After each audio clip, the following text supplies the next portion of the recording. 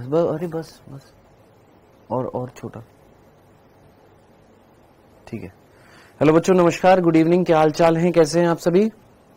आशा करते हैं एकदम बढ़िया होंगे, जबरदस्त, धमाकेदार, बढ़िया। चलो जी, अच्छी बात है बेटा। हम यहां पर सेल चैप्टर पढ़ रहे थे और ये जो सेल चैप्टर जो है, इस सेल चैप्टर में हम लोग बात कर रहे थे यूकैरियोटिक कोशिका में किसकी, कोशिका झिल्ली की। कोशिका झिल्ली में हमें अभी एनसीईआरटी रीड आउट करनी है। एनसीईआरटी रीड आउट करने से पहले एक छोटी सी चीज जो प्लाज्मा झिल्ली या कोशिका झिल्ली में रह गई थी कल, वो मैं एक बार आपको समझा देता हूं।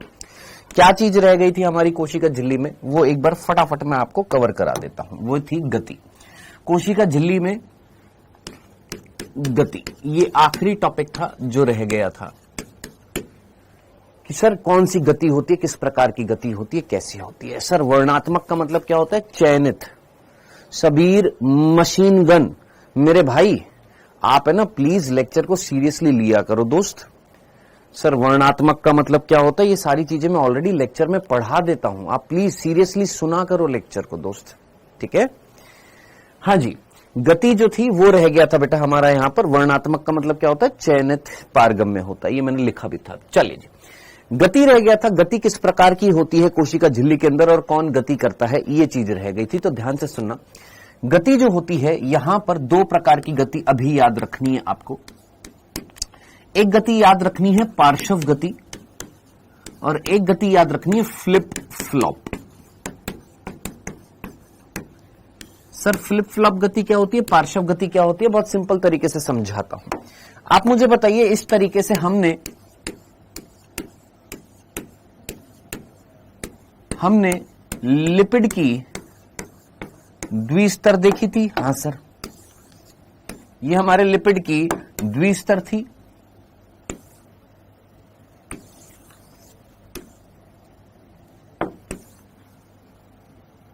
और इस लिपिड की द्विस्तर के अंदर कौन मिल रहे थे सर, प्रोटीन्स मिल रहे थे। हां जी, प्रोटीन्स जो थे आपके परिधीय प्रोटीन भी थे, जो परिधि पर पाए जा रहे थे, ये हम लोगों ने कल पढ़ा था। हमने फिर बात करी थी अंगभूत प्रोटीन की। अंगभूत जो थे वो दो प्रकार के थे। एक थे जिनको हमने क्या बोला था सर, पूर्ण अंगभूत, जो टनल भी हो सकते थे, कैरियर भी हो सकते थे। एक हमने पढ़े थे आंशिक अंगभूत, ठीक है, ये हम लोगों ने कल पढ़ लिया था। थोड़ा सा बड़ा कर देना, ये हम लोगों ने पढ़ लिया था, ठीक है। अब उसके बाद हमने ये भी बात करी सक्रिय परिवहन क्या होता है। जब कोई अणु जो होता है वो निम्न सांद्रता से उच्च सांद्रता में जाता है, उसको हम सक्रिय परिवहन बोलते हैं, ठीक है जी। अब यहां पर बात आ रही है कि सर इस झिल्ली में कौन गति करता है। तो बेटा इस झिल्ली में गति जो है वो कौन कर सकता है, वो आपका लिपिड भी कर सकता है और वो आपका प्रोटीन भी कर सकता है। लिपिड जो है वो पार्श्व गति भी कर सकता है, प्रोटीन जो है वो पार्श्व गति भी कर सकता है। सर पार्श्व गति का मतलब क्या होता है, मैंने आपसे कहा इधर देखना, ध्यान से देखना, ये जो लिपिड का अणु जो था ये वाला, ये खिसक कर इधर चला जाए या खिसक कर इधर चला जाए। सिमिलरली ये वाला जो है ये खिसक कर इधर चला जाए या खिसक कर इधर चला जाए। तो ऐसा नहीं लग रहा कि ये जो गति जो हो रही है साइड में हो रही है, ये वाला इधर चला गया या इधर चला गया, ये वाला जो है इधर चला गया या इधर चला गया। सिमिलरली प्रोटीन जो है, ये वाला प्रोटीन जो आपको दिखाई दे रहा है, ये प्रोटीन जो आपको यहां पर दिखाई दे रहा है, ये खिसक कर इधर भी जा सकता है, ये खिसक कर इधर भी जा सकता है, ये वाला खिसक कर इधर भी जा सकता है, खिसक कर इधर भी जा सकता है, ये वाला खिसक कर थोड़ा बहुत इधर चला गया, इधर चला गया। तो कुल मिलाकर गति कौन कर रहा है सर, गति जो है वो आपकी पार्श्व गति जो है वो आपका लिपिड भी कर सकता है और प्रोटीन भी कर सकता है। तो याद रखना, भूल मत जाना, पार्श्व गति जो है वो लिपिड भी कर सकता है, प्रोटीन भी कर सकता है, लेकिन ये इंपॉर्टेंट याद रखना, कौन, प्रोटीन। क्यों, क्योंकि हमारी एनसीईआरटी में लिखा हुआ प्रोटीन पार्श्व गति करते हैं।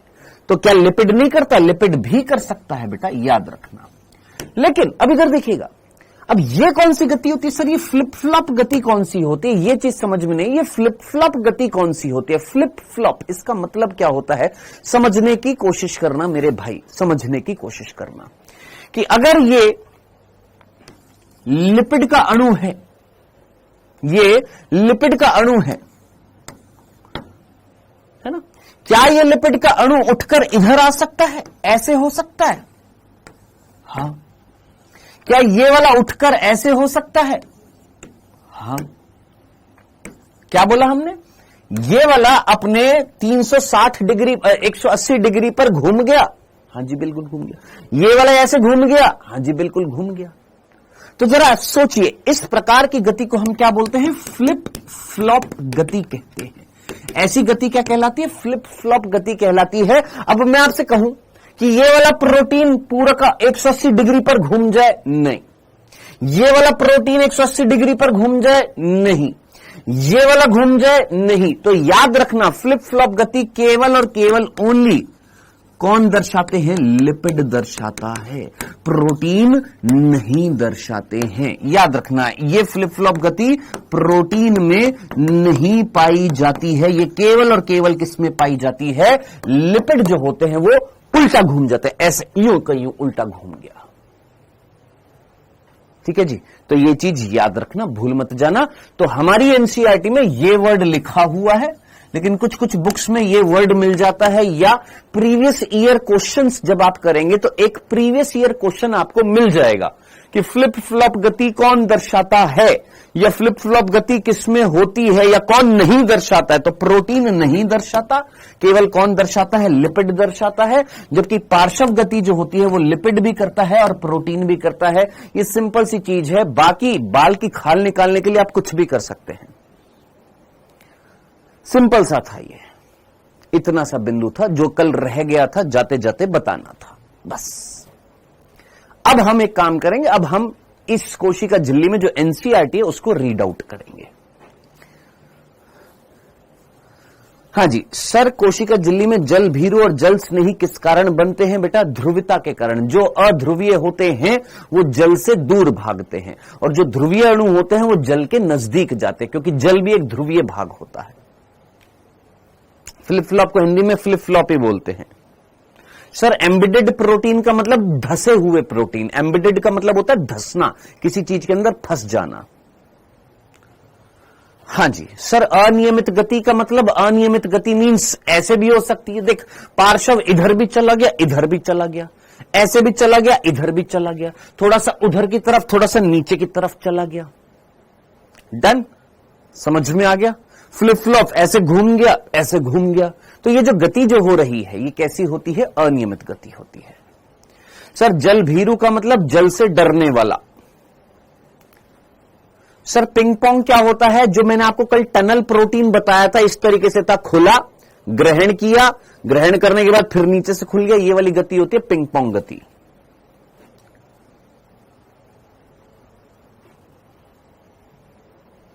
सर आपने बताया था कि पंप प्रोटीन धसे हुए होते हैं, वापस से लिख, क्या कह रहा है?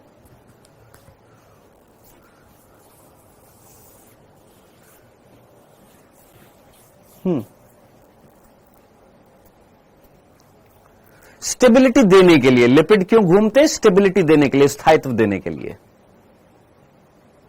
सर साइक्लोसिस प्रोकैरियोटिक कोशिका में होता है? नहीं बेटा, साइक्लोसिस जो होता है केवल यूकैरियोटिक कोशिका में होता है। सर गति की जरूरत क्यों होती है? जरा सोच, इमेजिन कर, तेरे को कोशिका झिल्ली को फैलाना है, ग्रोथ करनी है, या सिकोड़ना है, कोशिका विभाजन कराना है, तो उस चीज में क्या करानी पड़ेगी? गति करानी पड़ेगी। सर अवांछनीय वृद्धि का मतलब क्या होता है? अभी आएगा तब पढ़ाऊंगा, वो अभी जब कोशिका भित्ति आएगा तब बताऊंगा। हां जी चलें, आइए हम यहां पर पढ़ने वाले हैं एनसीईआरटी, जो हमारी एनसीईआरटी है वो पढ़ने वाले हैं। तो जरा ध्यान से सुनिएगा और ध्यान से पढ़िएगा। आई होप आप में से कई बच्चे पढ़कर भी आए होंगे। वर्ष 1950 में इलेक्ट्रॉन सूक्ष्मदर्शी की खोज के बाद, ये हम लोगों ने पढ़ा था, कोशिका झिल्ली की विस्तृत संरचना का ज्ञान संभव हो सका। यानी जब इलेक्ट्रॉन माइक्रोस्कोप की खोज नहीं हुई थी, उससे पहले पहले कई लोगों ने कई सारे मॉडल दिए थे जो नकार दिए गए थे। 1950 के बाद में वास्तविक संरचना पता लगी थी किसकी? कोशिका झिल्ली की। इस बीच मनुष्य की लाल रक्त कणिका यानी आरबीसी की कोशिका झिल्ली के रासायनिक अध्ययन के बाद जीव द्रव्य झिल्ली की संभावित संरचना के बारे में जानकारी पता लगी। यानी यहां से यहां तक की बात जो बोल रहा है, मात्र 2 बिंदु क्या, 1950 में इलेक्ट्रॉन माइक्रोस्कोप की खोज हो गई। उसके बाद में हमने विस्तृत संरचना देखी जीव द्रव्य झिल्ली या कोशिका झिल्ली की, किसमें, आरबीसी में। क्यों आरबीसी में, ये नहीं लिखा हुआ, ये मैंने आपको बता दिया था कि वाई आरबीसी, आरबीसी में ही क्यों देखी, क्योंकि उसमें केवल कोशिका झिल्ली है, कोशिकांग की झिल्ली नहीं होती है। नेक्स्ट आगे बढ़ते हैं। अध्ययनों के बाद इस बात की पुष्टि हो गई कि कोशिका झिल्ली लिपिड की बनी होती है। मैंने आपको बताया था कि सबसे पहले क्या पता लगाया गया था कि किससे बनी होती है, लिपिड से बनी होती है, जो कितने सतहों में व्यवस्थित है, 2 सतहों में, यानी 2 स्तरों में, स्तर या सतह यानी लेयर में व्यवस्थित होती है। लिपिड झिल्ली के अंदर व्यवस्थित होते हैं। अब जरा इमेजिन कर, लिपिड कहां पर व्यवस्थित है, झिल्ली के अंदर। क्यों सर, झिल्ली के अंदर क्यों व्यवस्थित है, जरा इमेजिन कर, जरा सोच। इस झिल्ली की अगर मैं बात करूं तो झिल्ली के बाहर कौन है और अंदर कौन है, तो सर झिल्ली के बाहर तो प्रोटीन है, और उन प्रोटीन से कौन जुड़े हुए, सर कार्बोहाइड्रेट जुड़े हुए थे। तो लिपिड कहां मिल रहे, सर अंदर मिल रहे हैं। तो यही तो चीज एनसीईआरटी ने लिखी है कि भैया लिपिड जो होते हैं वो झिल्ली के कहां पर होते हैं, सर ये जो लिपिड जो होते हैं झिल्ली के अंदर व्यवस्थित होते हैं। मेरे भाई बात मत कर बिल्कुल भी। ऋतिका छत्रिया कह रही है सर आरबीसी की फुल फॉर्म क्या होती है, बहुत बढ़िया, वेरी गुड। हाँ जी, लिपिड की झिल्ली के अंदर क्या होते हैं, व्यवस्थित होते हैं, जिनका ध्रुवीय सिरा, ध्रुवीय सिरा कौन सा था, हेड था, हेड जो था वो कौन था, ध्रुवीय सिरा था। ध्रुवीय सिरा जो है वो बाहर की ओर, और जल भीरू, जल भीरू मीन्स टेल, टेल कैसी थी, जल भीरू थी, जल से दूर भागती थी। जो कौन थी, पूंछ थी, वो कहां था, अंदर की ओर था। आप सभी से फिर आज वापस से रिक्वेस्ट रहेगी, क्योंकि रोज नए बच्चे जुड़ते हैं, और जब नए बच्चे जुड़ते हैं पहली लाइव क्लास देखते हैं, और पहली लाइव क्लास अगर आप देख रहे हैं तो ये लेक्चर नंबर 11 है। अगर आप पुराने लेक्चर्स नहीं देखेंगे तो फिर यहां पर आप ही को ही दिक्कत खड़ी होगी, फिर आप ब्लेम डालेंगे कि सर बताते नहीं है। रीजन बीइंग सिंपल कि अगर मैं वापस से first, second, third, fourth, fifth, sixth, 7th lecture की चीज बार बार रिपीट करूंगा तो फिर हम आगे कैसे चलेंगे।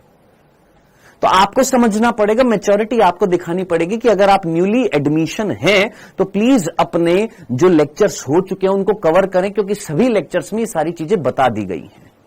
डन। हाँ जी, जल भीरू यानी पूंछ अंदर की ओर है और सिरा जो है वो बाहर की ओर है। इससे सुनिश्चित होता है कि संतृप्त हाइड्रोकार्बन की बनी हुई अध्रुवीय पूंछ जलीय वातावरण से सुरक्षित रहती है।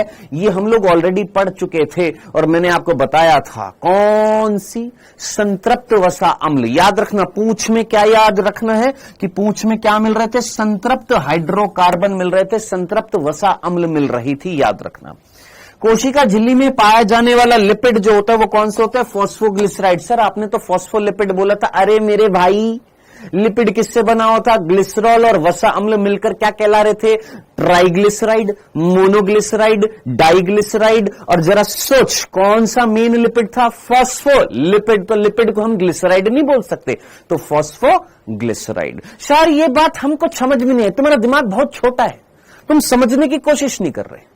लिपिड जो थे उसके 3 थे प्रकार, मोनोग्लिसराइड, डाइग्लिसराइड, ट्राइग्लिसराइड। तीनों में कॉमन वर्ड क्या आ रहा है, ग्लिसराइड। यानी लिपिड को एक तरीके से हम क्या बोल सकते हैं, ग्लिसराइड। मेन लिपिड कौन सा था, फॉस्फोलिपिड। तो फॉस्फोलिपिड वर्ड हटाकर क्या लिख दिया यहां पर एनसीईआरटी ने, ग्लिसराइड। चीज तो एक ही है। तो मेन कौन मिल रहा है, फॉस्फोग्लिसराइड या फॉस्फोलिपिड मिल रहा है। नेक्स्ट, बाद में मैंने आपसे क्वेश्चन भी पूछा था एनसीईआरटी बेस्ड, मैंने आपसे पूछा था बाद में कौन से रसायन पता लगे थे, पहले लिपिड, बाद में रासायनिक संगठनों का यह अनुसंधान जब हमने किया तो स्पष्ट हो गया कि कोशिका झिल्ली में क्या पाया जा रहा है, प्रोटीन और कार्बोहाइड्रेट्स भी पाया जाता है। याद रखना, ये इंपॉर्टेंट है ये वाली लाइन। विभिन्न कोशिकाओं में प्रोटीन और लिपिड का अनुपात भिन्न भिन्न होता है। हमारी जो आरबीसी जो होती है, जिसको हम एरिथ्रोसाइट्स या रुधिराणु बोल देते हैं, उसकी झिल्ली में 52% कौन था, प्रोटीन था, 40% कौन मिल रहा था, सर लिपिड मिल रहा था। ये हम लोग ऑलरेडी पढ़ चुके हैं। झिल्ली में पाए जाने वाले प्रोटीन को अलग करने की सुविधा के आधार पर, कल मैंने तेरे को क्वेश्चन कराया था, कितने प्रकार के प्रोटीन थे, सर 2 प्रकार के थे। किस आधार पर अलग किए थे, सर अलग करने की सुविधा के आधार पर 2 प्रकार के प्रोटीन थे। एक का नाम था अंगभूत, एक का नाम था परिधीय प्रोटीन। ठीक है जी। परिधीय प्रोटीन झिल्ली की सतह पर थे, हाँ जी सतह पर मिल रहे थे, जबकि अंगभूत प्रोटीन जो थे वो दो रूप से मिल रहे थे, या तो थोड़ा बहुत अंश मिलेगा या पूर्ण रूप से लिपिड के अंदर धसे हुए होंगे। ये हम लोगों ने पढ़ा था। फिर हमने बात करी 1972 में सिंगर और निकोलसन ने कोशिका झिल्ली का एक नमूना दिया, जिसको हमने क्या नाम दिया था? तरल किम्रीर नमूना, फ्लूइड मोज़ेक मॉडल नाम दिया था।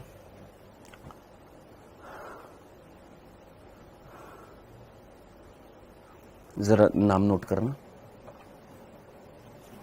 प्रथम शर्मा, अरहम पठान, ना ना ना ना ना ना, इसमें नहीं, इसमें नहीं, इसमें नहीं, दूसरी जगह नोट डाउन करो। इसमें क्यों कर रहे हो? हाँ जी, अरहम शर्मा नहीं, प्रथम शर्मा, अरहम पठान, दोनों का नाम नोट डाउन करो और ऊपर भेज देना। हाँ जी, तरल किम्रीर नमूना ये दिया था किसने? सिंगर और निकोलसन ने, ठीक है, जिसको आज तक हमने क्या किया है? स्वीकार किया है इस मॉडल को, ठीक है। अब इसके अनुसार क्या था कि लिपिड जो है वो क्या प्रदान कर रहे हैं? सर अर्ध तरलीय प्रकृति प्रदान कर रहे हैं। कैसी प्रकृति? सर अर्ध तरलीय प्रकृति प्रदान कर रहे हैं। कितनी सतह में है? सर दो सतह के अंदर है, जिसके अंदर प्रोटीन क्या कर रहे हैं? सर गति कर रहे हैं। अब जरा सोच, मैंने तेरे को आज बताया प्रोटीन की गति कैसी? पार्श्विक गति। प्रोटीन कैसी गति करते हैं? देख यहां पर सिर्फ और सिर्फ यहां पर क्या लिखा है? प्रोटीन कैसी गति करते? जरा सोच, प्रोटीन अगर तेरे से पूछे प्रोटीन किस प्रकार की गति करते हैं, तो क्या प्रोटीन फ्लिप फ्लॉप गति करते हैं? नहीं सर, ओनली पार्श्व गति करते हैं। जबकि लिपिड जो होते हैं वो पार्श्व भी करते हैं, फ्लिप फ्लॉप भी करते हैं। अगर तेरे से प्रश्न पूछा जाएगा तो यहां से पूछा जाएगा नीट में, तेरे से लिपिड के बारे में, गति के बारे में नहीं पूछा जाएगा। लिपिड की गति तेरे से नहीं पूछी जाएगी, तेरे से गति पूछी जाएगी केवल प्रोटीन की। प्रोटीन कैसी गति करते हैं? सर पार्श्व गति करते हैं। याद रखना, भूल मत जाना, यहां पर याद रखिएगा, क्वेश्चन पूछा जाएगा। यानी उनमें गति कैसी होती है? पार्श्व गति होती है, ठीक है जी। झिल्ली के भीतर गति करने की क्षमता किस पर डिपेंड कर रही थी? याद कर, ये लाइन भी मैंने तेरे को लिखवाई थी, याद कर। अगर लिपिड जो अर्ध तरल था, अगर तरलता ज्यादा होगी तो प्रोटीन ज्यादा गति करेंगे, अगर तरलता कम होगी तो प्रोटीन कम गति करेंगे। यानी प्रोटीन की गति किस पर डिपेंड कर रही है? सर लिपिड की तरलता पर डिपेंड कर रही है। ये क्वेश्चन भी मैंने तेरे को कराया था। डन सर, 180 डिग्री, मैंने 180 डिग्री ही बोला है दीप्ति। नेक्स्ट आगे बढ़ते हैं। झिल्ली की तरलीय प्रकृति जो थी उसके क्या महत्व थे? 5 महत्व हमने कल पढ़ लिए थे। कोशिका वृद्धि में, कोशिका विभाजन में, अंतर कोशिकीय संयोजन में, अंतः कोशिक ग्रहण में, ग्रहण वर्ड यहां पर लिख लेना जो पूरा नहीं लिखा हुआ है, और स्त्रावण में। ये 5 कार्य थे किस चीज के? तरलता के महत्व थे। कोशिका झिल्ली तरल है, इसके महत्व क्या क्या है? डन। नेक्स्ट, जीव द्रव्य झिल्ली या कोशिका झिल्ली सर्वाधिक महत्वपूर्ण कार्य यह है कि इसके अणुओं का परिवहन होता है। आप अच्छे तरीके जानते हैं जीव द्रव्य झिल्ली का काम क्या होता है? या तो आने दो, मत आने दो, किसी चीज को चयन करके आने दो, यही था ना। यानी जीव द्रव्य झिल्ली जो है इसके दोनों तरफ मिलने वाले अणुओं के लिए कैसी होती है? सर चयनित पारगम्य होती है। हमने 4 प्रकार की झिल्ली पढ़ी थी, पारगम्य, अपारगम्य, अर्धपारगम्य, चयनित पारगम्य। और कोशिका झिल्ली कैसी होती है? सर चयनित पारगम्य होती है। कुछ अणु बिना ऊर्जा की आवश्यकता के इस झिल्ली से होकर चले जाते हैं, जिसको हम क्या बोलते हैं? निष्क्रिय परिवहन बोलते हैं। निष्क्रिय परिवहन मीन्स उच्च सांद्रता से निम्न सांद्रता में जाना, उच्च सांद्रता से निम्न सांद्रता में जाना। अब ध्यान से सुनना, अब जो अध्रुवीय अणु है वो तो आसानी से चले जाएंगे, लेकिन जो ध्रुवीय अणु जो थे वो लिपिड के अंदर अध्रुवीय अवस्था मिल रही थी उसकी पूंछ में। याद कर, पूंछ कैसी थी? सर अध्रुवीय, नॉन पोलर। और जो जल में घुलनशील होते वो कैसे होते? ध्रुवीय। तो ध्रुवीय अणु इस झिल्ली से पास नहीं हो पाएंगे, तो प्रोटीन सहायता देंगे। हाँ जी, उसको हमने क्या बोला था? सुसाध्य विसरण। देख पड़ी यहां पर, उदासीन विलय सांद्रता प्रवणता के अनुसार जैसे उच्च सांद्रता से निम्न सांद्रता की ओर साधारण विसरण द्वारा झिल्ली से होकर चले जाते हैं। यानी ऐसे मॉलिक्यूल जो उदासीन हैं, न्यूट्रल हैं, अध्रुवीय हैं, वो तो आसानी से चले जाएंगे, लेकिन जो ध्रुवीय अणु है जल भी इसी झिल्ली से चला जाएगा, हां सर, उच्च सांद्रता से निम्न सांद्रता की ओर चला जाएगा। इस प्रकार के परिवहन को हमने क्या बोला था, कल पढ़ा था, परासरण बोला था। लेकिन हमने बात करी थी कि जो ध्रुवीय अणु जो होते हैं, ध्रुवीय अणु मीन्स जो जल में घुलनशील होते हैं, ध्रुवीय अणु जो जल में घुलनशील है, वो लिपिड की अध्रुवीयता के कारण जा नहीं सकते। तो किसने मदद करी थी, याद कर, वहां पर क्या मिल रहा था, टनल प्रोटीन मिल रहा था, चैनल प्रोटीन मिल रहा था, याद कर, टनल और चैनल प्रोटीन, याद कर, कल मैंने तेरे को 2 प्रकार के बताए थे। ये किस चीज में हेल्प कर रहे थे सर, ये सुसाध्य विसरण में हेल्प कर रहे थे। तो ये ध्रुवीय अणु जो लिपिड की अध्रुविता के कारण जा नहीं पा रहे थे, तो उन्हें झिल्ली से होकर परिवहन करने के लिए झिल्ली की वाहक प्रोटीन की, याद कर, वाहक प्रोटीन की आवश्यकता होती है। इस प्रकार के परिवहन को सांद्रता प्रवणता के, इस प्रकार के परिवहन को यहां पर लिखा हुआ नहीं है, इस प्रकार के परिवहन को क्या कहा जाता है, सुसाध्य विसरण कहा जाता है।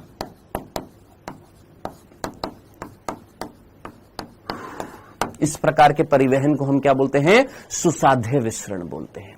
फिर हमने बोला कि मान लो कोई अणु है जिसको निम्न सांद्रता से उच्च सांद्रता में जाना है। कहां से कहां जाना है, लो कंसंट्रेशन से हाई कंसंट्रेशन में जाना है। अब कैसे जाए भाई, एनर्जी खर्च करनी पड़ेगी। तो वो एनर्जी खर्च कौन कर रहा था, कुछ विशेष प्रकार के प्रोटीन, कुछ कैरियर प्रोटीन, कुछ वाहक प्रोटीन, जिनका नाम क्या था, पंप प्रोटीन, तेरे को कल बताया था। तो वो अणु जो सांद्रता प्रवणता के विपरीत, मतलब निम्न से उच्च सांद्रता की ओर जाते हैं, तो उनके लिए किसकी आवश्यकता होती है सर, एटीपी की, एटीपी यानी एनर्जी की आवश्यकता होती है। इस प्रकार के परिवहन को क्या कहा जाता है, सक्रिय परिवहन कहा जाता है। इसका उदाहरण क्या था सर, पंप प्रोटीन था, जैसे sodium pump protein, potassium pump protein. अब यहां पर हमारी हिंदी की एनसीईआरटी में आप कहेंगे सर यहां पर ये आपन लिखा हुआ, ये आपन नहीं है, ये आयन है। Sodium ion pump protein, potassium ion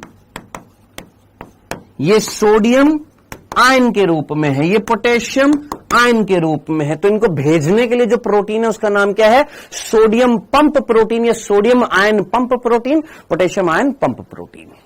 done.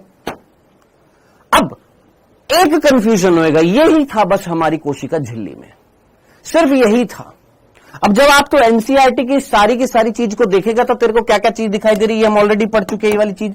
Sir शर्करा सर प्रोटीन से जुड़ी हुई है, कौन से, परिधीय प्रोटीन से। सर शर्करा लिपिड से जुड़ी हुई है, क्या बना था, ग्लाइकोप्रोटीन और ग्लाइकोलिपिड। सर ये फॉस्फोलिपिड की द्विक सतह लिखा हुआ है, द्विक मतलब 2 सतह लिखा हुआ है।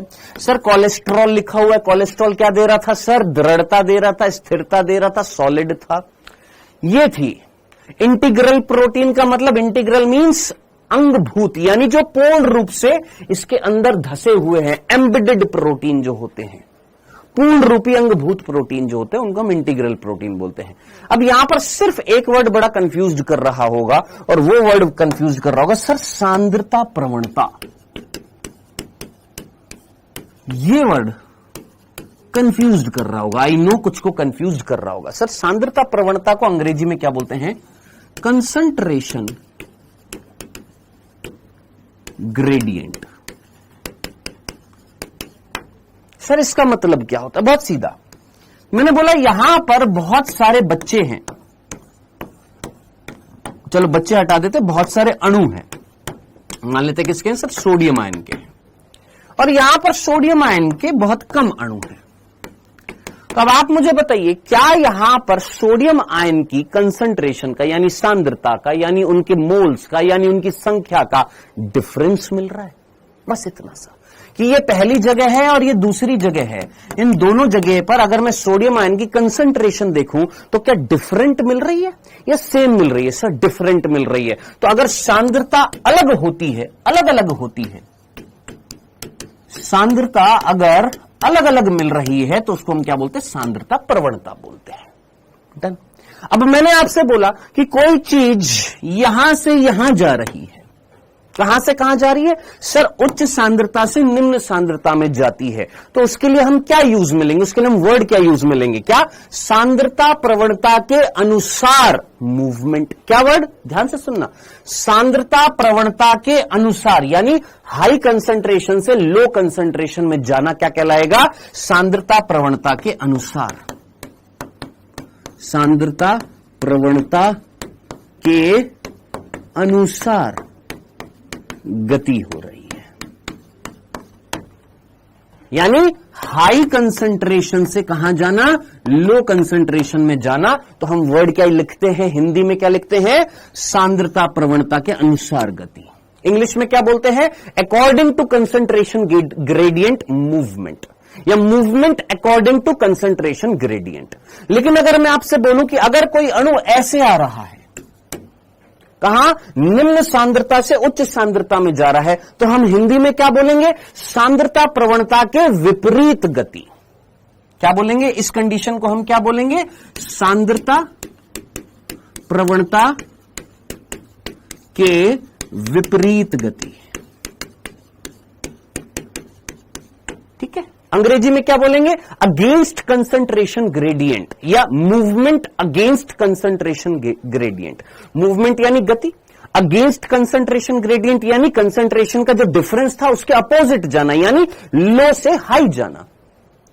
अब नॉर्मल सी बात मैं आपसे पूछता हूं, आप जरा थोड़ा सा लॉजिक लगाइएगा। हर साल एक सिंपल सा एग्जांपल मैं देता हूं कि भैया ये पहाड़ है, जो पुराने बच्चे होंगे बहुत इजीली समझ जाएंगे। ये एक पहाड़ है, इस पहाड़ पर नीचे यहां पर मोटरसाइकिल थी। हाँ जी, मान ले जस्ट मोटरसाइकिल है। इस मोटरसाइकिल पर बैठे हैं कौन? आपके निब्बा निब्बी। कौन बैठे हैं? ये है निब्बा, ये है निब्बी। ठीक है, निब्बा निब्बी मोटरसाइकिल पर बैठे हैं।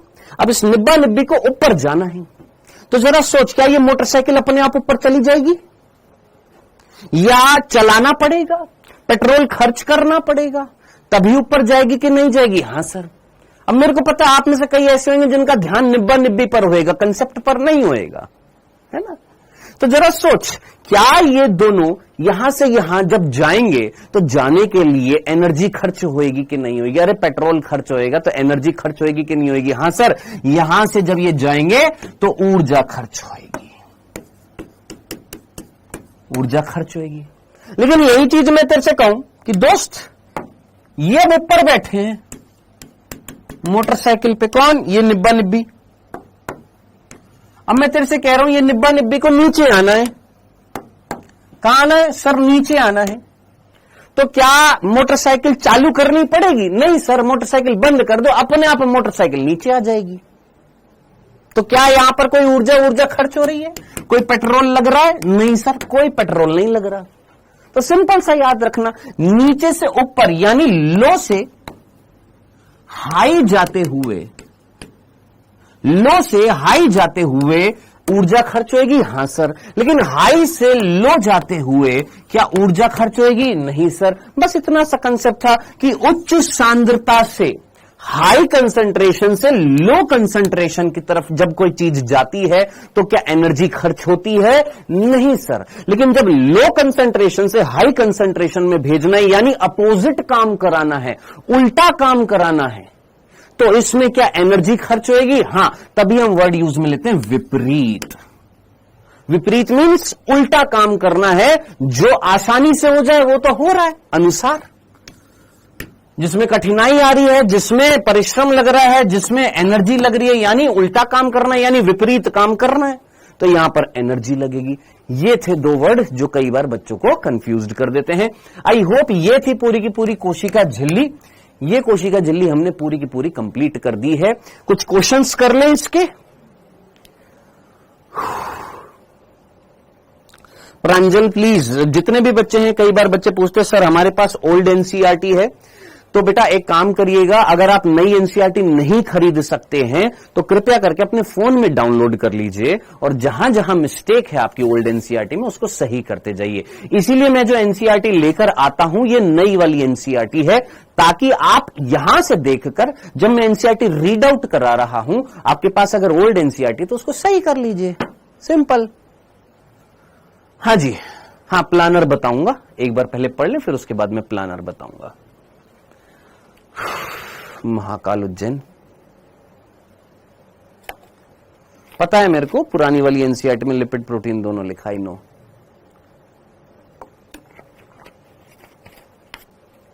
हाँ जी,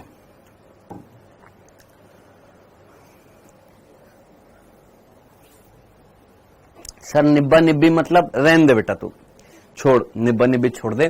तो याद कर चिंटू मिंटू, दो चिंटू मिंटू बैठे थे यहां पर, चिंटू मिंटू ऊपर चले जा रहे हैं, ठीक है, या नीचे आ रहे हैं। सर जीव द्रव्य झिल्ली वर्णात्मक रूप से पाई जाती है, इसका मीनिंग समझ में नहीं आया, हमारा भेजा खाली हो जाएगा कसम से। 5 बार बता चुके हैं तुमको कि कोशिका झिल्ली जो होती है वो वर्णात्मक पारगम्य होती है, यानी चयनित पारगम्य होती है। कम से कम 5 बार बता चुका हूं ये वाली चीज में है? Sir previous year question English में है। मेरे भाई, मेरे दोस्त, एक बार एनसीईआरटी कसरत कर ले मेरे साथ में, इस चैप्टर वाइज। मैंने आपको स्टार्टिंग में बोला था कि चैप्टर जब खत्म हो जाएगा तो क्वेश्चन की प्रैक्टिस कराऊंगा। वो जो डॉक्टर साहब सीरीज के जो क्वेश्चंस होते हैं ना, वो चैप्टर खत्म होने के बाद कराऊंगा। टेंशन मत ले, मैं प्रीवियस ईयर क्वेश्चंस भी कराऊंगा तेरे को। तुम्हें टेंशन इतनी होती, पता तुम चिंता बहुत करते हो, चिंतन नहीं करते। तुमको पता चिंता और चिंतन में बहुत डिफरेंस होता है। हमें चिंता बहुत होती है, चिंतन नहीं करते हम सोचते नहीं है कि कैसे उस प्रॉब्लम का निवारण किया जाए, बस हम प्रॉब्लम लिए बैठे रहते हैं। लेकिन उस प्रॉब्लम का निवारण करने के लिए मैं हूं ना, तेरे को क्वेश्चंस की प्रैक्टिस कराऊंगा ना, जब बोला है तो कराऊंगा ना। ये एनसीईआरटी कसरत करा रहा हूं ना तेरे को, एनसीईआरटी लाइन बाय लाइन तेरे को करा रहा हूं कि नहीं करा रहा हूं। अब तो बोलेगी सर मेरा नाम ले लो, जैसे यहां पर एक लड़की है, शायद अभी नया एडमिशन हुआ होगा, अंजलि रॉय, कह रही है सर मेरा नाम ले लो। ले लिया अंजलि, अच्छा लगा, बहुत अच्छा, चले कूल। चलो आगे बढ़ते हैं। ये थी कोशिका झिल्ली, इससे संबंधित कुछ प्रश्न जो बाकी रह गए हैं एनसीईआरटी कसरत में कर लेते हैं, फिर कोशिका भित्ति स्टार्ट करेंगे। आइए, एनसीईआरटी कसरत जिसमें पेज नंबर 94 में 23 क्वेश्चन बनेंगे, ध्यान से सुन ले। पेज नंबर 94 और 93 दोनों मिला देता हूं यहां पर, 94 और 93 भी लिख देता हूं। कुछ 93 से भी होंगे और कुछ 94 से भी होंगे, ठीक है जी। और टोटल 23 क्वेश्चन होंगे। पुरानी एनसीईआरटी में 132 और 131, कुछ क्वेश्चन 131 के होंगे, कुछ क्वेश्चन 132 के होंगे, ठीक है दोस्त। आइए कुछ क्वेश्चंस कर लेते हैं, टोटल 23 क्वेश्चन है, कुछ क्वेश्चंस कर लेते हैं यहां पर। हाँ जी, फटाफट पहला क्वेश्चन। सर प्लानर बता दो। मैंने अभी बोला पहले कर ले, बताऊंगा। कर ले बेटा, बताऊंगा। सर ए न्यूक्लिएटेड का मतलब क्या होता है? जिसमें न्यूक्लियस नहीं होता है, जिसमें केंद्रक नहीं होता, उसको ए न्यूक्लिएटेड कहते हैं। सर सेल में अगर साइक्लोसिस नहीं होगा, जरा सोच, प्रोकैरियोटिक कोशिका के अंदर कोशिकांग थे? नहीं सर। यूकैरियोटिक कोशिका में कोशिकांग है? हाँ सर। सोच, एंडोप्लाज्मिक रेटिकुलम से गोल्जी बॉडी तक किसी चीज को जाना है, गोल्जी बॉडी से कहीं ना कहीं प्लाज्मा झिल्ली तक किसी चीज को जाना है, तो क्या वहां पर गति चाहिए कि नहीं चाहिए? हाँ सर। कोशिकांग टू कोशिकांग गति चाहिए? हाँ सर। लेकिन क्या प्रोकैरियोटिक कोशिका में कोशिकांग थे? नहीं सर। तो कोशिका की गति चाहिए क्या? नहीं चाहिए, सिंपल। हाँ जी, इसका आंसर कर लिया सभी ने? पी फॉर पार्ट, पार्ट नहीं पार्थ बोलू। हाँ जी, मनुष्य की लाल रक्त कणिका की झिल्ली का सबसे बड़ा घटक कौन सा होता है? प्रोटीन होते हैं 52%, लिपिड होते हैं 40% और ग्लाइकोलिपिड इसी के अंतर्गत ही आते हैं, और ग्लाइकोप्रोटीन जो होते हैं वो आपके इसी के अंतर्गत ही आते हैं। कौन से? ग्लाइकोप्रोटीन, या हम बोलेंगे कार्बोहाइड्रेट और प्लस प्रोटीन, ठीक है। तो ये वाला पोर्शन हमारा 8% के अंतर्गत आ जाता है। हाँ जी, अब मुझे बता दीजिए सबसे ज्यादा कौन है मेरे भाई? तो आंसर सीधा सीधा नहीं हो जाएगा मेरे भाई। आरबीसी के अंदर सबसे ज्यादा कौन मिल रहा था? कितनी बार आ गया? फिर भी देखो, आज भी ये कराने के बावजूद भी कई ऐसे बच्चे हैं जो अभी भी गलत कर रहे हैं। अब फिर आप हमारे ऊपर इल्जाम ठोक दें, सर हमारे मार्क्स नहीं आ रहे, सर हमारा ये नहीं हो रहा, सर हमारा वो नहीं हो रहा, कैसे होएगा? आप जब पढ़ेंगे नहीं सीरियस होकर तो कैसे होगा? सिंपल सा आंसर था, protein, simple, protein. Done, clear. Next दूसरा प्रश्न एक बार देख लेते हैं। दूसरा भी मैंने आपको पढ़ाया नहीं है, चलो ये वाला करो। तीसरा, प्रतीक्षा बेटा बहुत सारे बच्चे हैं, मैं भी आपका आंसर नहीं दिखाओ, जरूरी नहीं है टाइम नाम लेना बेटा, थोड़ी सी मैच्योरिटी दिखाएं बेटा। मैंने फर्स्ट क्लास में बोल दिया था कि अगर मैं एक बच्चे का नाम लूंगा तो फिर बाकी बहुत सारे हजारों में बच्चे हैं, फिर वो कहेंगे कि सर आप हमारा नाम नहीं लेते हो, तो बहुत दुविधा खड़ी हो जाएगी। इतना प्लीज आप थोड़ा सा कॉमन सेंस लगा लीजिएगा। हाँ प्रथम शर्मा, अब मत करना, ठीक है? आज के बाद ये काम नहीं होना चाहिए मेरी क्लास में, ठीक है? जितने भी बच्चे हैं, किसी लड़की से आप नंबर मांगे और ये करें और वो करें तो मेरी क्लास में बिल्कुल मत करना, मैं स्टार्टिंग में बता चुका हूं ये चीज। हाँ जी, कोशिका झिल्ली के बारे में निम्नलिखित में से सही कथन चुने। सही कथन चुनना है, चुन लीजिए। हाँ जी आदित्य प्रताप, दो ऑप्शन नहीं होंगे, एक ही होएगा। हाँ भाई ऋतिका कोल, शर्मा जी, हर्षित, आकाश सिंह, कुछ बच्चे हैं जिन्होंने अभी तक अपना यूजर नेम चेंज नहीं किया। सुमित पाल,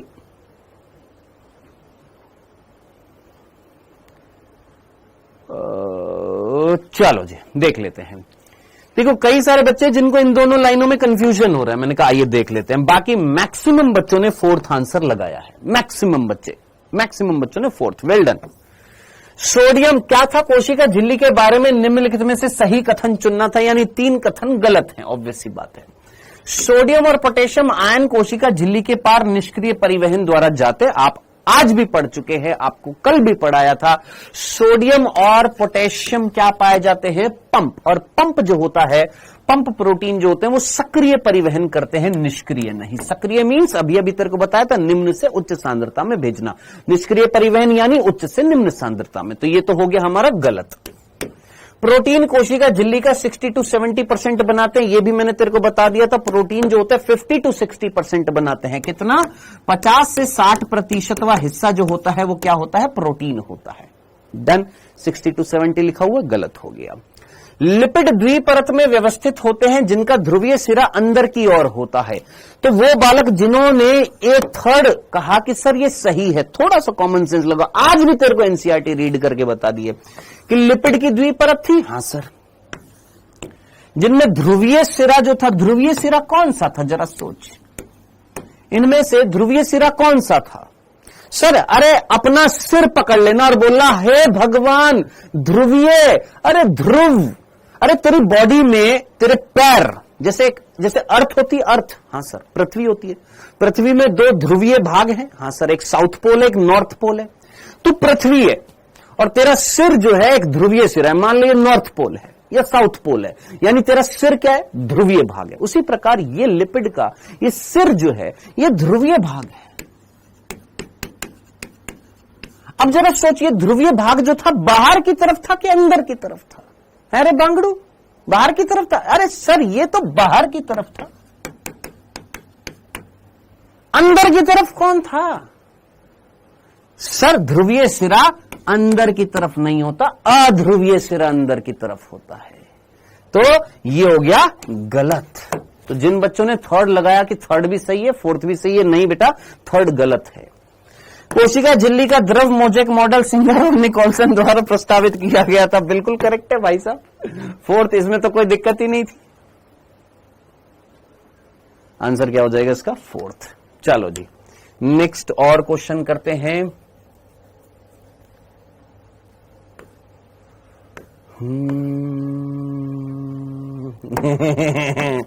सर ऐसे मत करो ना सर, सर इतने सिंपल क्वेश्चन। खिल्लू भैया कह रहे सर इतने सिंपल क्वेश्चन। बेटा सिंपल ही है तो है सिंपल। एनसीईआरटी अगर तू पढ़ेगा तेरे को सारे क्वेश्चन सिंपल लगेंगे। अगर तूने नीट 2024 का अगर बायो का पेपर देखा तो तेरे को 80 to 90 क्वेश्चन जो है इजी लगेंगे। कुछ ही तो क्वेश्चंस हैं, जो सिलेक्शन करवाने और ना करवाने के लिए रिस्पॉन्सिबल होते हैं। तो आपसे रिक्वेस्ट रहेगी, ये मत मान के चलना कि सारे क्वेश्चन इजी रहेंगे। कुछ 1 to 10% क्वेश्चन ही होते हैं डिफिकल्ट। बस विक्की बाबू, नो स्पैम। प्लाज्मा झिल्ली का द्रव म्यूजिक मॉडल किसने दिया था? ओहो, बहुत ही टफ क्वेश्चन है, बहुत ही टफ क्वेश्चन। चलिए सर, सिंगर और निकोलसन ने। नेक्स्ट,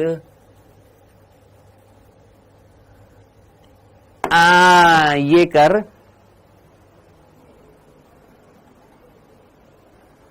सर स्पैम क्या होता है? छोड़ दो, रहने दो। स्पैम का मतलब होता है परेशान करना, परेशान मत करो। एक कह रहा है सर थोड़े ज्यादा क्वेश्चन कराइए, हमको मार डालिए।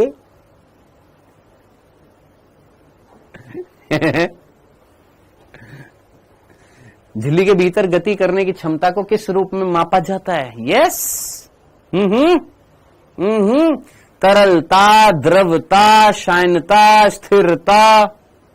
हाँ भाई, आंसर तरलता।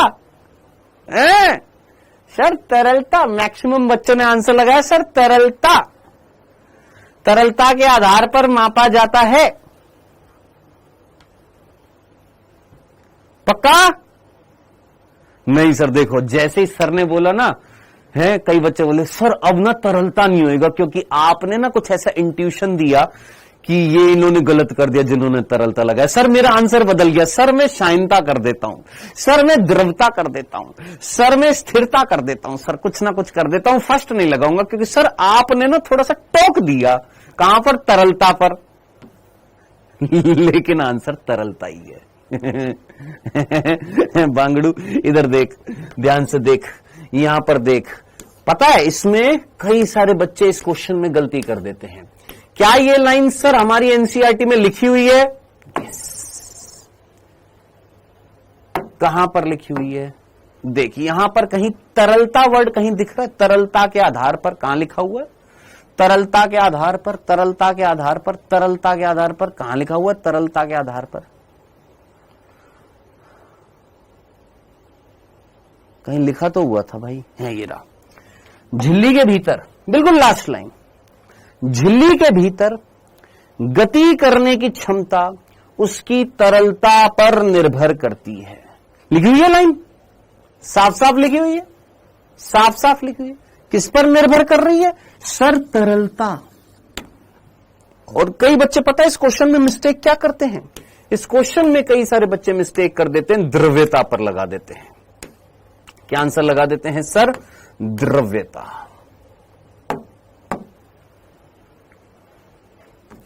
तरलता को हम बोलते हैं फ्लूइडिटी, द्रवता को हम बोलते हैं लिक्विडिटी, शायनता को बोलते हैं विस्कोसिटी, और स्थिरता को हम बोलते हैं स्टेबिलिटी। ठीक है, तो याद रखना, झिल्ली के अंदर जो गति कर रहे हैं कौन? प्रोटीन्स। वो लिपिड की किस आधार पर गति करते हैं? उसकी तरलता के आधार पर क्या करते हैं? गति करते हैं। सर इसका आंसर सी होएगा? नहीं मेरे भाई, इसका आंसर ए ही होएगा। का? तरलता। तेरी एनसीईआरटी का वर्ड है, अभी तो दिखा दिया है। अंशु कह रही है सर लप्पू सा तो था। अभी रुक जा बेटा, तुम बहुत लप्पू लप्पू कर लेते हो। मेरे को ना पता, गुस्सा ऐसे बच्चों से आता है जो मतलब ओवर कॉन्फिडेंस में इतने, मतलब ये जब लिखते हो ना तुम लोग, मेरे को बहुत गुस्सा आता है लिटरली। सर ये तो लप्पू सा था। अबे लप्पू तुम हो। क्वेश्चंस को इतना जल्दी वो मत समझो कि सर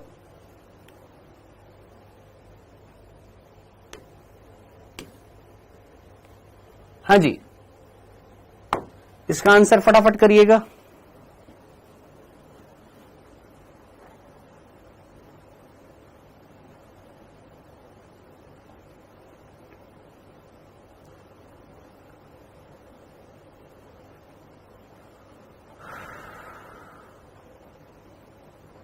जल्दी से करिए फटाफट। सिंपल सा है या ये भी नहीं?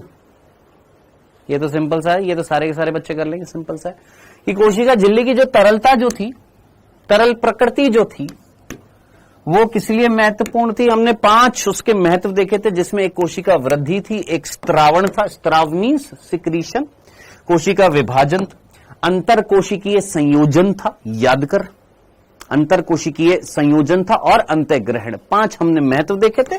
सीधा सा आंसर हो जाएगा क्या सर, सारे के सारे। ठीक है, चलिए जी 8 क्वेश्चन हो गए हैं।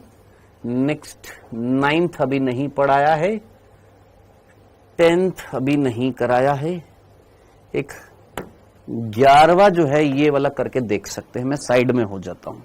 ये सारे के सारे क्वेश्चन मैं रोज बनाता हूं, रोज रात को 10 बजे अपने बच्चों को सुलाकर, जब मेरे बच्चे सो जाते हैं तो तुम बच्चों के लिए क्वेश्चन बनाता हूं रात को रोज बैठ के। तो प्लीज आज के बाद लप्पू पप्पू मत कर देना मेरी क्लास में।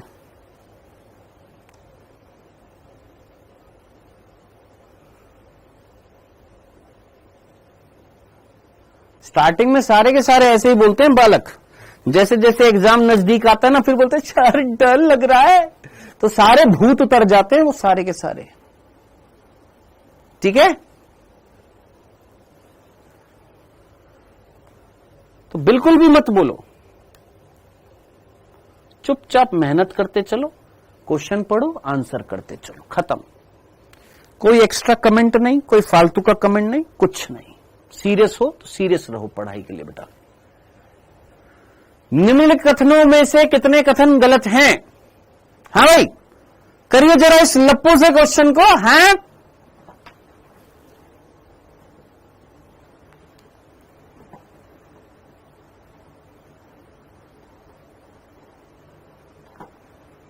हाँ भाई अन्नू कुमारी जल्दी से इस क्वेश्चन को करना। सर 3 को लॉक कर दीजिए, 3 को। बेटा ये ऑप्शन नहीं है, ऑप्शन ये है। ठीक है, बालक कह रहे सर 3 को लॉक कर दीजिए। और कोई? सर 4 को लॉक कर दीजिए। और सर पहले को लॉक कर दीजिए।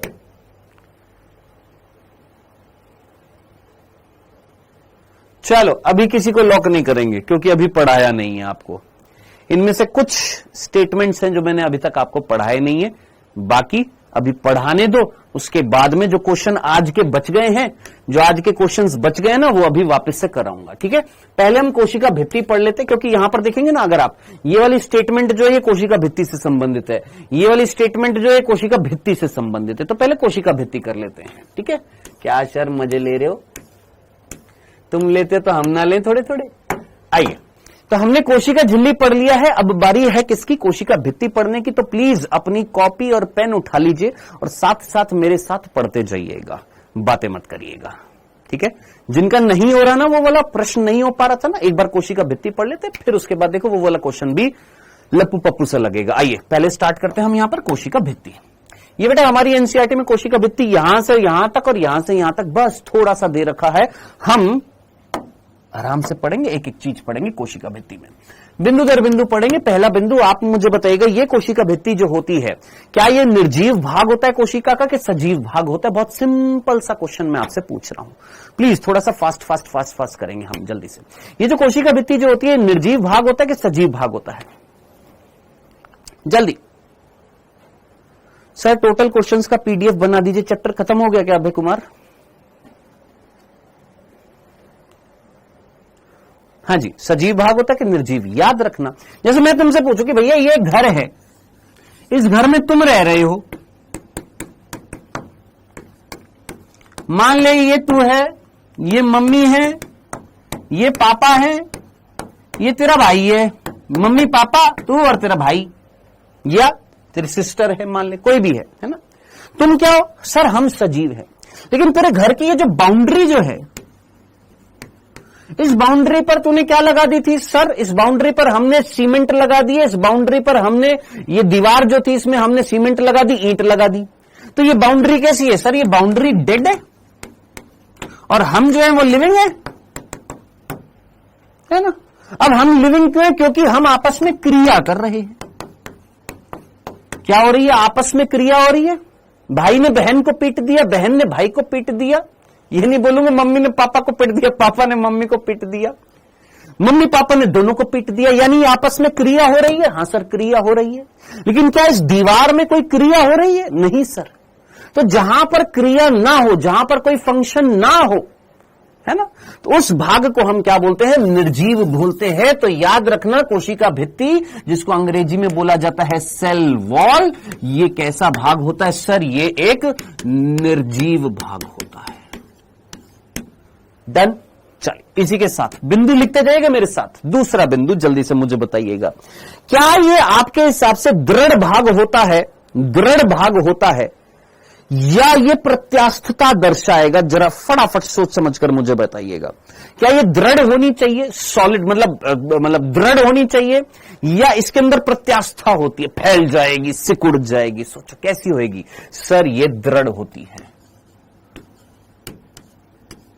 कैसी होती है सर? ये दृढ़ होती है। कैसी होती है गुरु? दृढ़ होती है, दृढ़ होती है। याद रखना, भूल मत जाना। इसमें इलास्टिसिटी नहीं होती है, ये हार्ड होती है। नेक्स्ट, अगला आंसर आप ही बताएंगे क्योंकि मैं आपको बता चुका हूं। ये पारगम्य होती है, अर्ध पारगम्य होती है, अपारगम्य होती है कि चयनित पारगम्य होती है? दिमाग लगा जल्दी से सोचो। सर ये कॉर्क होता है। कॉर्क जो होती है छाल होती है, उस छाल में कोशिका भित्ति ही होती है। हाँ जी जल्दी से। ये पारगम्य होती है, अर्ध पारगम्य होती है, चयनित पारगम्य होती है, अपारगम्य होती है। लोकेश पढ़ता लिखता नहीं है क्या? बिल्कुल भी है भाई? हाँ भाई, दिनकर पंचाल पढ़ाई वढ़ाई करते हो कि नहीं करते हो? सेमी परमिएबल शिखा पढ़ाई वढ़ाई करते हो? लेक्चर वेक्चर देखते भी हो कि ऐसे बस बैच ले लिया और पढ़ाई लिखाई करते नहीं हो? ये होती है पारगम्य। तुम्हें अभी चीजें समझ याद नहीं हो रही हैं, कैसे पूरे साल भर की चीजें, इतना बड़ा सिलेबस है, कैसे याद करोगे तुम? पहला चैप्टर है अभी, और 2-3 दिन पहले तुमको बताया था। झिल्लियों के 4 प्रकार बताए थे, जिसमें पारगम्य में उदाहरण लिखा था सेल वॉल, अर्ध पारगम्य में उदाहरण लिखा था, अगर आपको याद आ रहा हो, डायलिसिस मशीन के अंदर यूज में आने वाली सेलोफेन झिल्ली। अपारगम्य में लिखा था एल्यूमिनियम फॉइल पेपर या रबड़ की मेम्ब्रेन, और चयनित पारगम्य में लिखा था जैविक झिल्ली। अगर तुम्हें ये तक चीजें अभी तक याद नहीं हो रही है, तो कैसे मैं एक्सपेक्ट करूं कि तुम आगे आने वाले 32 के 32 चैप्टर कैसे याद कर पाओगे? सोचो, पहले चैप्टर में ये हाल है कि हमें ये चीज याद नहीं हो रही है, और मैं लड़ता रहूंगा उन बच्चों को डांटता रहूंगा जो गलत आंसर देंगे। याद रखना, मैं सिर्फ कराता जाऊं और आप पढ़ाई ना करें तो उसका फायदा क्या है? हाँ भैया आवाज आ रही है? Hello hello hello hello hello hello hello hello hello.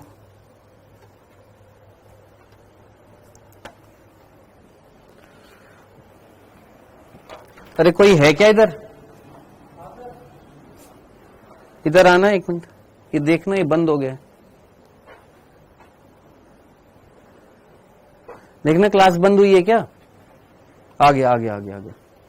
हाँ जी, ये कैसा होता है सर? निर्जीव होती है, दृढ़ होती है, पारगम्य होती है। नेक्स्ट अगला बिंदु मैं आपसे पूछने वाला हूं, अगर कोई चीज दृढ़ है अगर कोई चीज, मान लो आपके घर के बाहर एक दीवार है जो बहुत हार्ड है ना?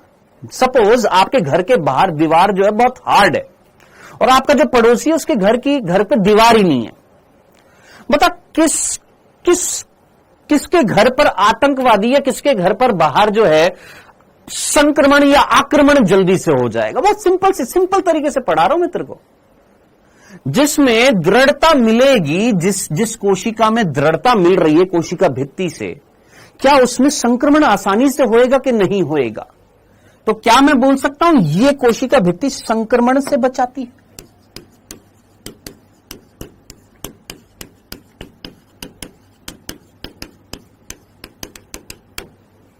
बोल सकते? क्या करेगी? सोच, एक हार्ड लेयर मिल रही है, एक कोशिका है, उस कोशिका में एक हार्ड लेयर मिल रही है। ये हार्ड लेयर क्या करेगी? ये मोटी सी स्तर जो है वो क्या करेगी? बाहरी संक्रमण से बचाएगी ना इस कोशिका को। हाँ सर, खत्म। इतनी सी बात थी, सिंपल सी बच्चों वाली बात। चलिए सर आगे जरा ध्यान से सुनना। अगला बिंदु बहुत सीधा सा है, जो हमने प्रोकैरियोटिक कोशिका में भी पढ़ा था। आपको क्या लगता है, क्या ये कोशिका भित्ति आकार बनाए रखती है? क्या ये आकार बनाए रखने में हेल्प करती है?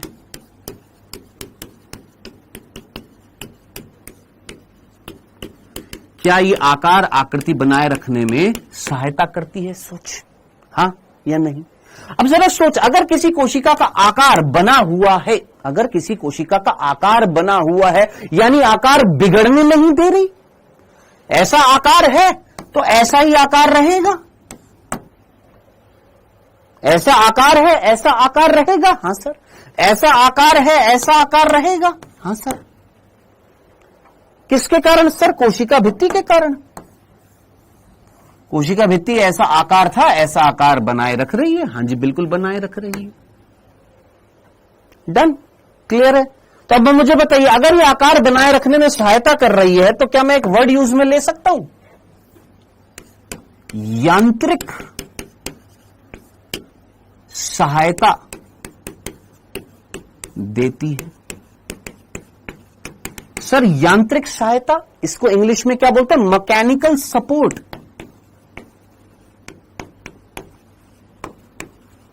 यानी एक ऐसा सपोर्ट सिस्टम, एक ऐसा सहायता देने वाली चीज जो एक फिजिकल चीज को सपोर्ट कर रही है उसकी आकृति बनाए रखने में, तो हम क्या बोलते हैं? ऐसी चीज क्या कहलाएगी? सर यांत्रिक सहारा देने वाली चीज कहलाएगी। तो याद रखना, ये कोशिका भित्ति अगर आकार बनाए रख रही है, इट मीन्स ये सहारा दे रही है, यांत्रिक सहारा दे रही है, यांत्रिक सहारा दे रही है। डन। क्या ये पहला बिंदु कोशिका भित्ति का सिंपल सा आपको समझ में आया या नहीं आया? ये भी बोलो जनाब। और जिनको नहीं आया है कोई नहीं, ये लेक्चर वापस से देख लेना दोस्त, इससे ज्यादा और सिंपल तरीके से और क्या बताऊं।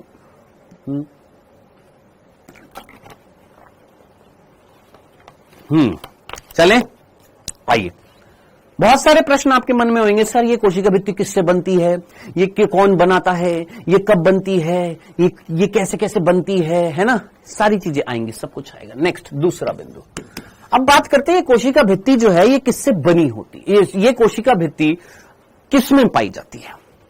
कोशिका भित्ति किसमें पाई जाती है? बहुत सीधा सा है। क्या ये पादप में पाई जाएगी? क्या ये कवक में पाई जाएगी? क्या ये शैवाल में पाई जाएगी? क्या ये जीवाणु में पाई जाएगी? क्या ये माइकोप्लाज्मा में पाई जाएगी? क्या ये प्राणी में पाई जाएगी? बताइए, बहुत सिंपल सा क्वेश्चन मैं तुमसे पूछ रहा हूं। बताओ, क्या पादपों में मिलेगी? प्लांट्स में मिलती है? हां सर, जानता है ना, प्लांट्स के अंदर सेल वॉल होती है। कवक में पाई जाती है? हां जी। शैवाल में? हां जी। जीवाणु में? हां जी। माइकोप्लाज्मा में? ना जी। प्राणियों में? ना जी। जानते हैं सर एनसीईआरटी में कोशिका भित्ति अर्धपारगम में लिखा है।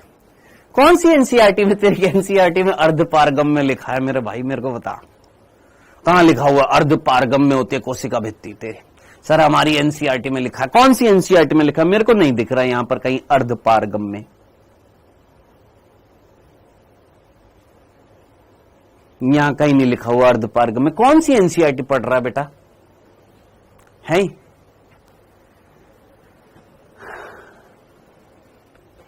कहीं कहीं कोशिका झिल्ली तो नहीं पढ़ लिया? पुरानी एनसीईआरटी में कोशिका झिल्ली में लिखा हुआ अर्धपारगम में। लल्लू लाल को अभी यही नहीं पता कि हम कोशिका भित्ति पढ़ रहे हैं।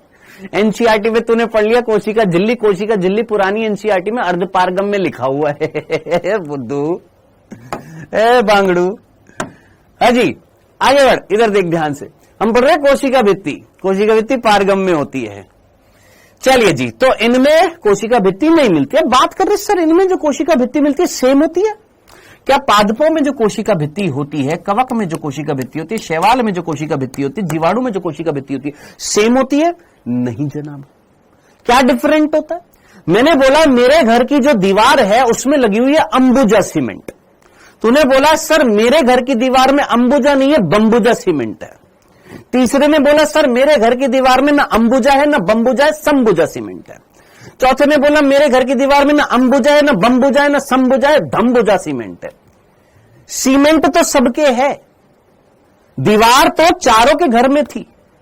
लेकिन चारों की जो दीवार जो थी उसमें कॉम्पोजिशन जो था, उसके अंदर जो मटेरियल मिल रहा था वो डिफरेंट था। तो कोशिका भित्ति इसमें भी है, इसमें भी है, इसमें भी है, इसमें भी है, लेकिन उसके अंदर जो केमिकल्स मिलेंगे, रसायन जो मिलेंगे वो डिफरेंट होंगे। सर जीवाणु में क्या मिलता है? याद करके जल्दी से मुझे बता, जीवाणु की कोशिका भित्ति किससे बनी होती है? जीवाणु की कोशिका भित्ति किससे बनी होती है? यानी रासायनिक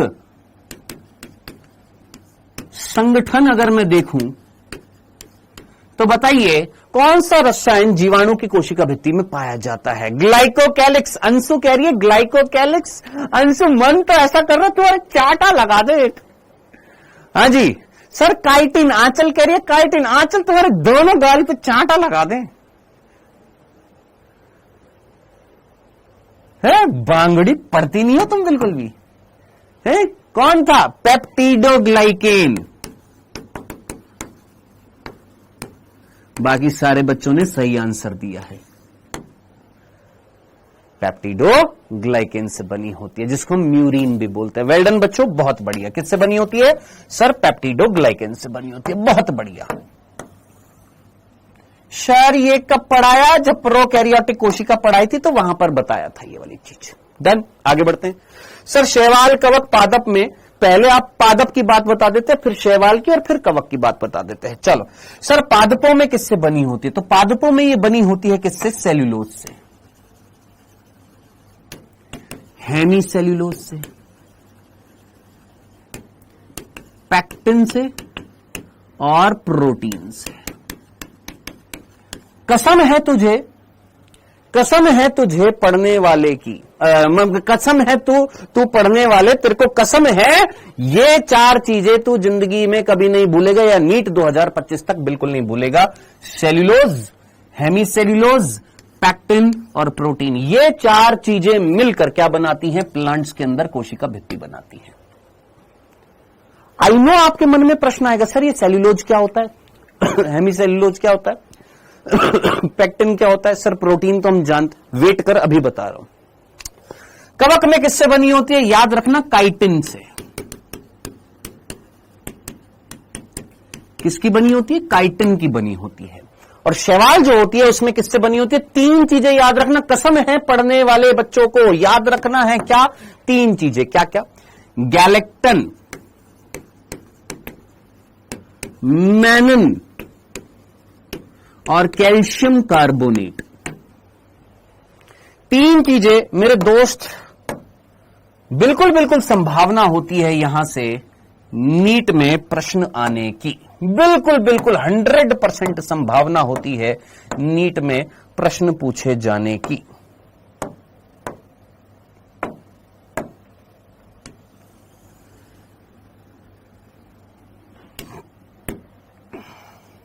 वैसे तो चारों ही याद रखने, कोई सा नहीं छोड़ना है आपने। भूलना नहीं है आपने कि पादपों में सेल्यूलोज, हेमीसेल्यूलोज, पैक्टिन और प्रोटीन, कवक में काइटिन, शैवाल में गैलेक्टेन्स, मैनिन्स, कैल्शियम कार्बोनेट और जीवाणु में पेप्टिडोग्लाइकेन। डन, ये चीज याद रखनी है। ठीक है, यहां पर सेल्यूलोज भी याद रखना है। शायद मैंने यहां पर सेल्यूलोज नहीं लिखा है, माफ करना। एक बार मैं यहां पर सेल्यूलोज और लिख दूं। गैलेक्टेन, मैनिन यहां पर लिखा हुआ कि उसके साथ में सेल्यूलोज भी लिखा होना चाहिए। लिखा हुआ सेल्यूलोज। यहां पर चार चीजें, सेल्यूलोज, गैलेक्टेन्स, मैनिन्स।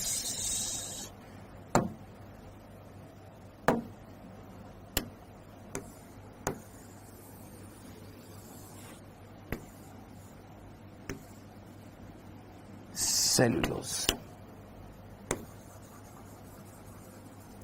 सेल्यूलोज, गैलेक्टिन्स, मैनिन्स, चार चीज यहां, चार चीज ही ऊपर। यानी यहां पर चार चीजें, सिंपल, यहां पर चार चीजों से बनी हुई है, यहां पर चार चीजों से बनी हुई है, यहां पर एक चीज से बनी है, यहां पर एक चीज से बनी हुई है। पेप्टिडोग्लाइकेन जीवाणु में, सेल्यूलोज, गैलेक्टिन्स, मैनिन्स, कैल्शियम कार्बोनेट, काइटिन कवक में, सेल्यूलोज, हेमीसेल्यूलोज, पैक्टिन और प्रोटीन। चलिए सर, अब कुछ कुछ बिंदु हैं जो यहां पर बताने जरूरी हैं, जरा ध्यान से सुनना। सर सेल्यूलोज क्या होता है? सर हेमीसेल्यूलोज क्या होता है? हेमीसेल्यूलोज क्या होता है? सर पैक्टिन क्या होता है, सर गैलेक्टिन क्या होता है, सर मैनिन क्या होता है, पैक्टिडोग्लाइकेन वैसे तो बाद में आएगा। ये देखो, ये सारी चीजें मैं आपको पहले भी बता चुका हूं, जैव अणु में आएगी, लेकिन हल्की सी चीज मैं आपको बस बता रहा हूं। अगर आपके दिमाग में अभी फिट हो जाएगा तो मेरे लिए इजी हो जाएगा जैव अणु पढ़ाना। ठीक है जी। लिग्निन होता है, हाँ लिग्निन होता, अभी मैं लिख नहीं रहा हूं क्योंकि एनसीईआरटी में 4 चीजें दे रखी हैं आपके, इसलिए लिग्निन भी होता है दोस्त। ठीक है, अब इधर देखना ये इनमें क्या डिफरेंस है। देख मेरे भाई, तुमने ग्लूकोज सभी ने नाम सुना हुआ है? हाँ सर, ग्लूकोज C6H12O6 सभी ने ये वर्ड डेफिनेटली सुना हुआ है। जब इसकी संरचना बनाते हैं तो कुछ इस प्रकार से ये संरचना बनती है।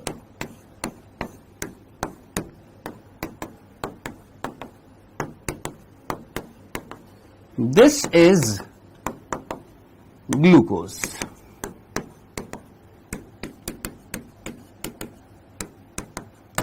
ये है हमारा कौन? ग्लूकोज। ध्यान से देख ले बेटा और ट्राई कर अभी के अभी इस संरचना को याद करने की, क्योंकि ये संरचना तेरे जैव अणु चैप्टर में भी आएगी।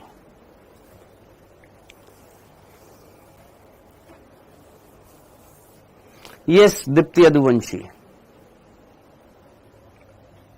जिसमें सेल्फ इलास्टिसिटी हो, उस बेटा मेन है जिसमें मेटाबॉलिक रिएक्शंस हो। हाँ जी, ये है कौन? आपकी ग्लूकोज की संरचना। ठीक है, इधर देखना फटाफट। इस संरचना को मैं 3 बार बना रहा हूं,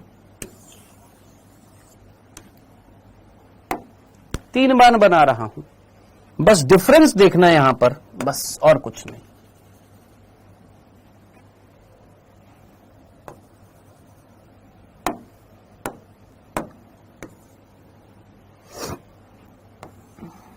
बस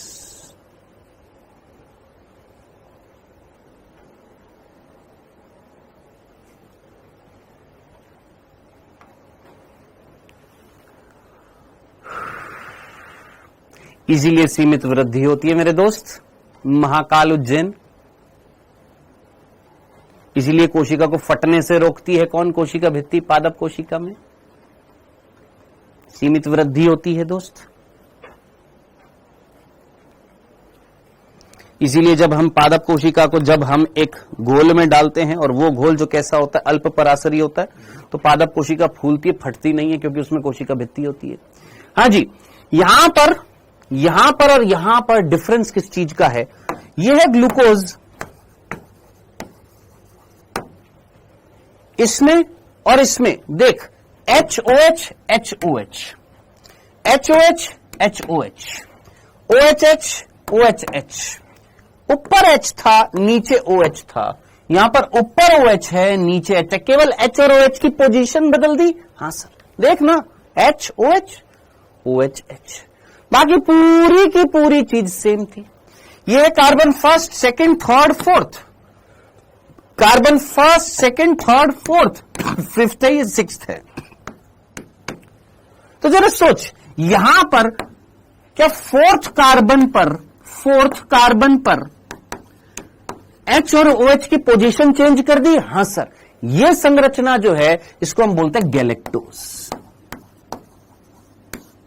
कौन है ये? गैलेक्टोज। और गैलेक्टोज का जो फॉर्मूला जो होता है वो क्या होता है? C6H12O6। क्या सर इसका भी फॉर्मूला सेम है? अरे भैया, कार्बन हाइड्रोजन ऑक्सीजन उतनी ही तो है, केवल तूने H और OH की पोजीशन ही तो चेंज करी है। यहां पर ऊपर H था नीचे OH था, सेम टू सेम है, बस इसको उठाकर ऊपर कर दिया, इसको उठाकर नीचे कर दिया। कार्बन तो उतनी है, हाइड्रोजन उतनी, ऑक्सीजन उतनी है। बोलो, तो ये जो शर्करा जो होती है इसका नाम है गैलेक्टोज। अब इधर देख, यहां पर इसकी इससे तुलना करना जरा। यहां पर HOH सर, HOH, यहां पर HOH सर, यहां पर OHH, यहां पर OHH OHH, HOH HOH, CH2OHH CH2OHH। यानी यहां पर अगर मैं तुलना करूं ग्लूकोज की यहां से, तो यहां पर दूसरे कार्बन पर चेंज हो रहा है। हां सर, दूसरा जो कार्बन है वहां पर H और OH जो है क्या वो इंटरचेंज हो रहे हैं? हां सर। कौन से कार्बन पर? सर ये श्रृंखला यहां से चालू होती है, ये वाली, ठीक है जी। ये पहला कार्बन है, ये दूसरा कार्बन है, तीसरा, चौथा, पांचवा और ये होता है छठा। तब जरा सोचो सर, यहां पर दूसरे कार्बन पर H और OH का क्या हो रहा है? चेंज हो रहा है। इस शर्करा का नाम होता है मेनोज। इस शर्करा का नाम क्या होता है? मेनोज होता है। शिवानी शुक्ला, नहीं गलत बोल रहे हो आप, यही होता है इस शर्करा। बेटा मैं इतने सालों से पढ़ा रहा हूं, यही है, first, second, third, fourth, fifth, sixth. हाँ जी, इस शर्करा का नाम है मेनोज।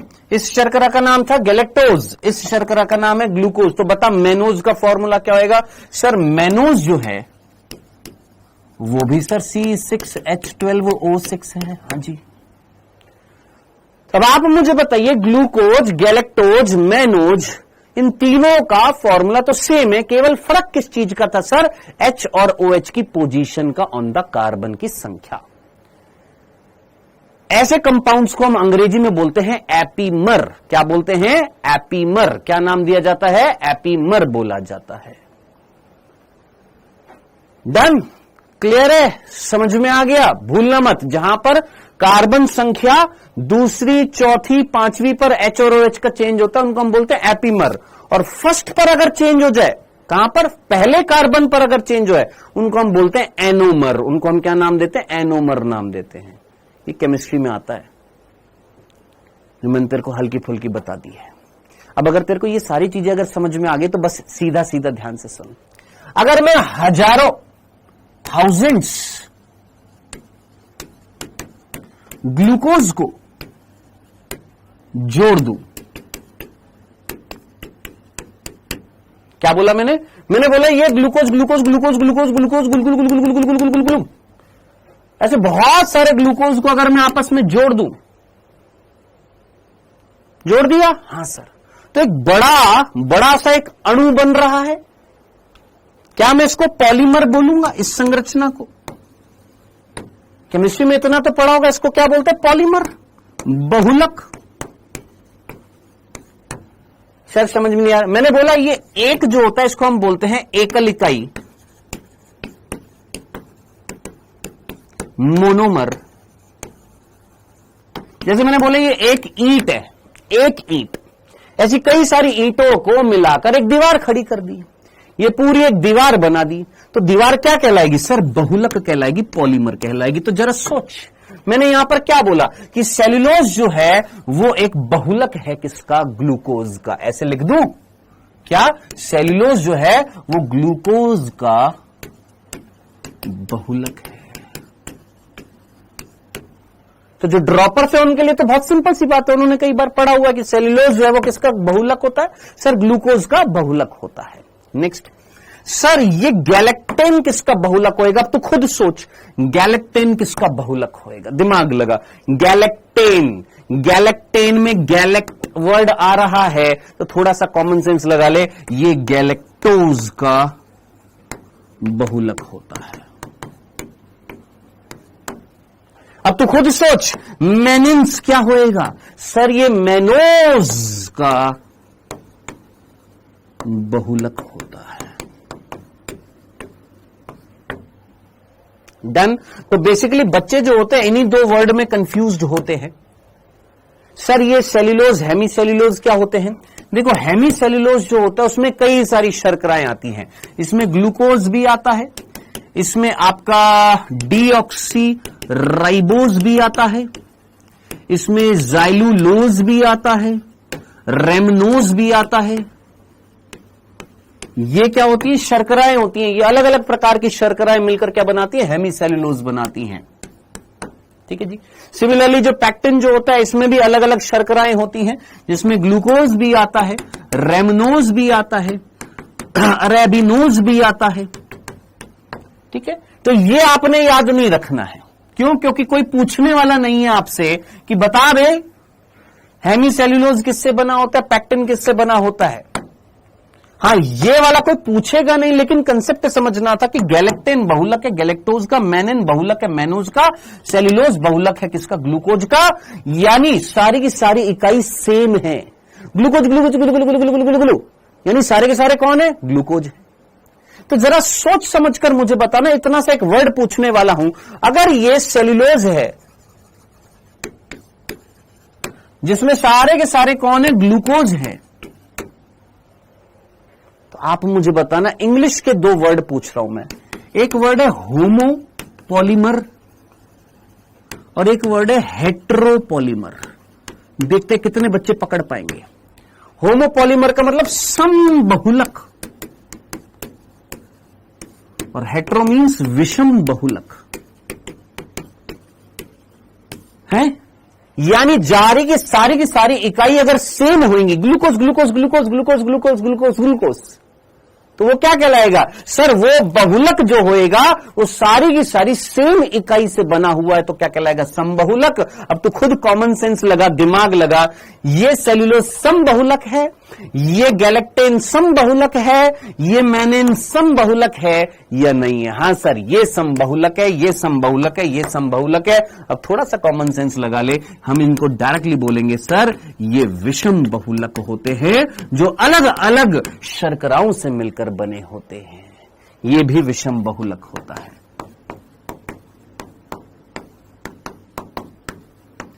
जो दो चीजों से मिलकर बना होता है, एक का नाम होता है NAG, एक का नाम होता है NAM। आई होप आपको ये कंसेप्ट समझ में आया होगा।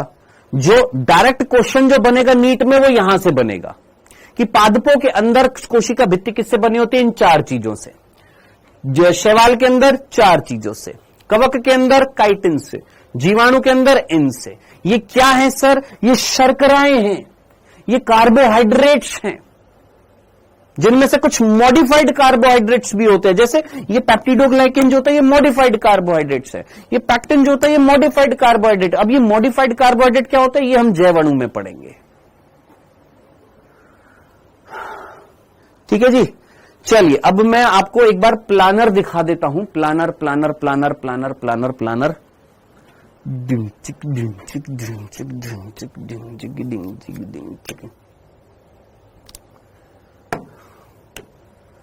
यहां तक की बात सभी को समझ में आ गई थी ना, यहां तक की बात सभी को समझ में आ गई थी।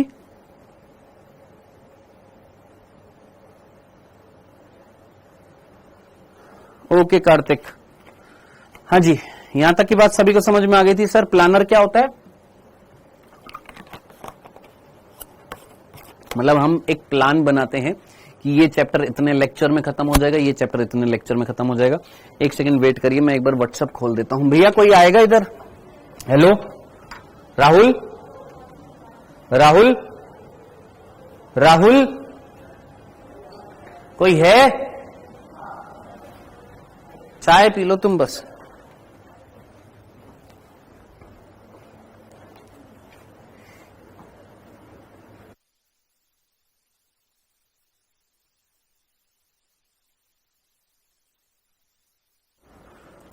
बच्चों एक सेकंड के लिए ना ब्लैंक हो जाएगा, मैं दिखूंगा नहीं, है ना, एक सेकंड के लिए ब्लैंक हो जाएगा। तो ये मत कहना सर क्या हो गया क्या हो गया क्या हो गया, एक मिनट के लिए ब्लैंक कर दीजिएगा, क्योंकि नहीं तो ये मेरी व्हाट्सएप चैट पढ़ लेंगे।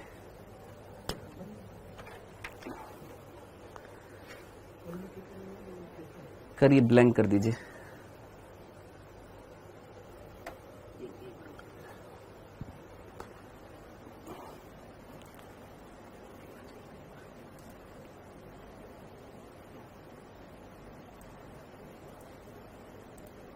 हो गया?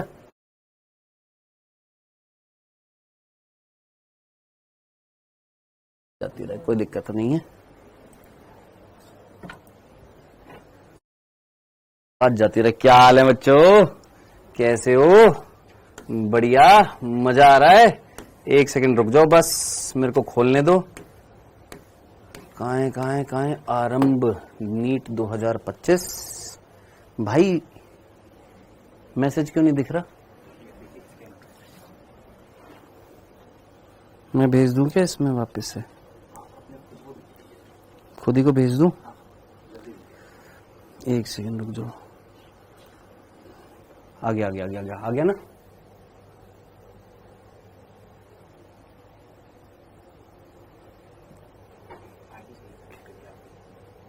मेरी आईडी डालना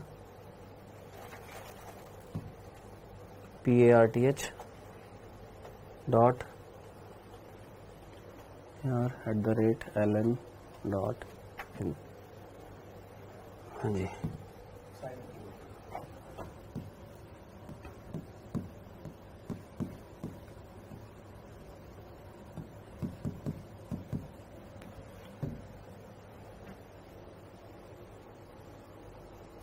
टू स्टेप वेरिफिकेशन आ रहा है भाई साहब, ये अलाउ कर देते हैं हम। यहाँ से हो गया। अब प्लानर खुल जा मेरे भाई, खुल गया।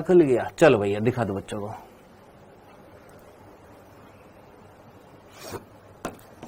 हाँ जी, आपको दिखाई दे रहा है बच्चों? आवाज नहीं आ रही है सर। सेमिनार कब लोगे? हम एक काम करते हैं, मंडे को लेते हैं, ठीक है? मंडे को नहीं, सॉरी, हम लेंगे क्योंकि ना अभी एक बार मैं पूछ भी लूंगा, है ना। अपन लेंगे थर्सडे को, अगले वीक में थर्सडे को 1:30 बजे से 1.5 घंटे का वो ले लेंगे, क्या बोलते हैं, सेमिनार ले लेंगे, मतलब 1-to-1 मेंटोरशिप, है ना, वही वाला। चलो, ये बड़ा कैसे होएगा मेरे भाई?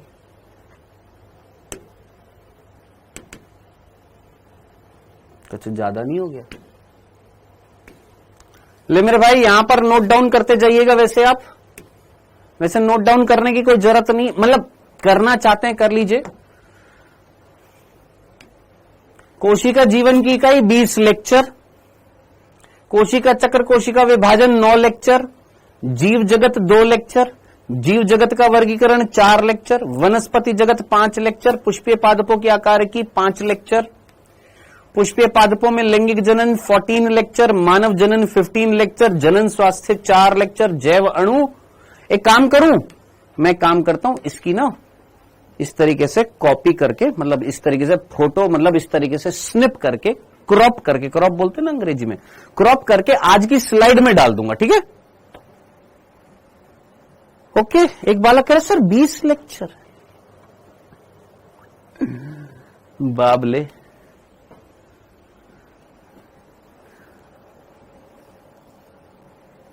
शुरुआत है, आराम से तसल्ली से चलेंगे, है ना। तो एक काम करेंगे, मैं भैया ये ना अपन इसको अभी मत करना, एक बार क्लास खत्म हो जाए उसके बाद क्रॉप करके आज की जो स्लाइड है उसी में ही ऐड करके दे देना ये, ठीक है बेटा? आज की स्लाइड में ऐड करके मैं आपको ये दे दूंगा, टेंशन मत लो। हाँ जनाब, कोशिका भित्ति की बात समझ में आ गई है? यहां तक जो कोशिका भित्ति पढ़ाई गई है, यहां तक की बात आपको समझ में आ गई है? कोई तकलीफ तो नहीं थी? सर आपने डाउटनेट वाले भैया से मिलाया नहीं? मिलाया तो था यार, आप आए तो थे एक दिन। कब आए थे? यहां पर आए थे ना, मतलब जिस दिन नीट का एग्जाम था उस दिन हुआ था। हाँ, जिस दिन नीट का एग्जाम हुआ था उस दिन मिलाया तो था। भैया से कह देता हूं, भैया कल आप पढ़ा देना, हम थोड़ा आराम करेंगे भाई साहब, है? सर सेमिनार क्या होता है? 1-to-1 बात होती है बेटा। सर टाइम हो गया? आई नो, नहीं अभी टाइम नहीं, 7 मिनट है बांगड़ू, अभी 7 मिनट है, थोड़ा सा पढ़ लें, थोड़ा सा और पढ़ लेते हैं, पढ़ाई के चोर मत बनो, थोड़ा सा और पढ़ लेते हैं। डन। तो ये हमने 2 बिंदु पढ़ लिए हैं। किसमें? पहला बिंदु ये हो गया कोशिका भित्ति का, दूसरा बिंदु ये हो गया कि भैया इनसे बनी होती है, तीसरा बिंदु मैं यहां पर लिख देता हूं, ये हमारा तीसरा बिंदु हो गया है कि ये क्या चीजें होती हैं। अब चौथे बिंदु पर आते हैं, और वो ये कोशिका भित्ति जो होती है कितने प्रकार की होती है? कोशिका भित्ति जो होती है वो कहां पर मिलती है, कितने प्रकार की होती है? तो जरा ध्यान से देखिएगा। अभी 7 मिनट हैं दोस्त, बातें कम, पढ़ाई ज्यादा होनी चाहिए। लेकिन आप में से कई ऐसे हैं जिनको बस बातें ज्यादा करनी है, पढ़ाई चाहे हो चाहे ना हो।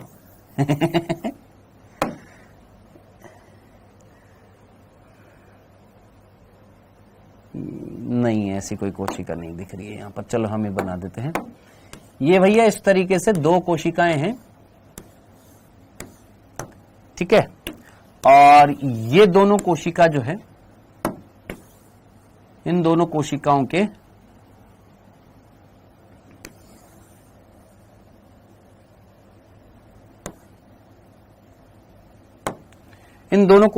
के ये दोनों प्लांट सेल है, पादप कोशिका की बात करें। इन पादप कोशिकाओं के बीच में ध्यान से देखना, इन पादप कोशिकाओं के बीच में ये जो खाली जगह है, इस खाली जगह पर एक संरचना मिलती है जिसका नाम होता है मध्य पटलिका। ध्यान से सुनते जाइएगा।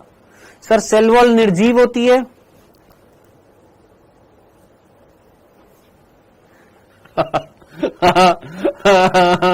हाँ, लिखा है मैंने यहां पर सेल वॉल निर्जीव होती है।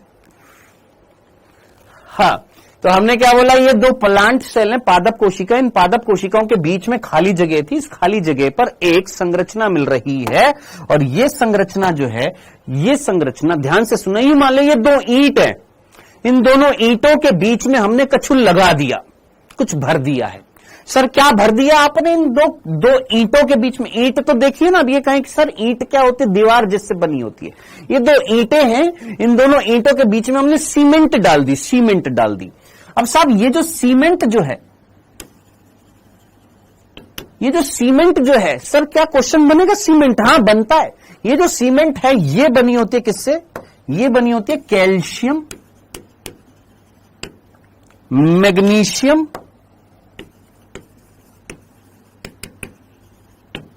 और पैक्ट। कलर देख, कलर मैंने क्या यूज में लिए? हरा कलर कैल्शियम, पैक्टेट और मैग्नीशियम। अब जरा सोचिए पैक्टेट वर्ड कहां से आया? पैक्टिन, पैक्टिन अभी अभी बताया था, पैक्टिन पैक्टिन पैक्टिन वर्ड याद आ रहा? Pectin pectin pectin pectin pectin pectin. तो पैक्टिन या पैक्टेट यहां पर मिल रहा है, पैक्टिन मिल रहा है। कैल्शियम तू जानता है, मैग्नीशियम तू जानता है। सर ये क्या होता है? तत्व होते हैं, केमिस्ट्री में तुम जानते हो। अब मैंने जान पूछ के यहां पर दो हरे रंग क्यों लिए हैं? क्योंकि 90% जो तत्व होता है वो कौन होता है? कैल्शियम। मात्र 10% होता है आपका कौन? मैग्नीशियम। इसीलिए हमारी एनसीईआरटी ने लिखा हुआ है कि ये संरचना जो सीमेंट का काम कर रही है, ये बनी होती है किससे? कैल्शियम पैक्टेट से। क्या मैग्नीशियम नहीं मिलता? मिलता है, बहुत कम मात्रा में मिलता है। ज्यादा कौन होता है? कैल्शियम होता है। इसीलिए हम क्या वर्ड यूज में लेते हैं? Calcium pectate. सर इस संरचना का नाम क्या होता है जो सीमेंट की तरह काम कर रही है दो पादप कोशिकाओं के बीच में? इसको हम अंग्रेजी में बोलते हैं मिडिल लैमिला, हिंदी में बोलते हैं मध्य पटलिका।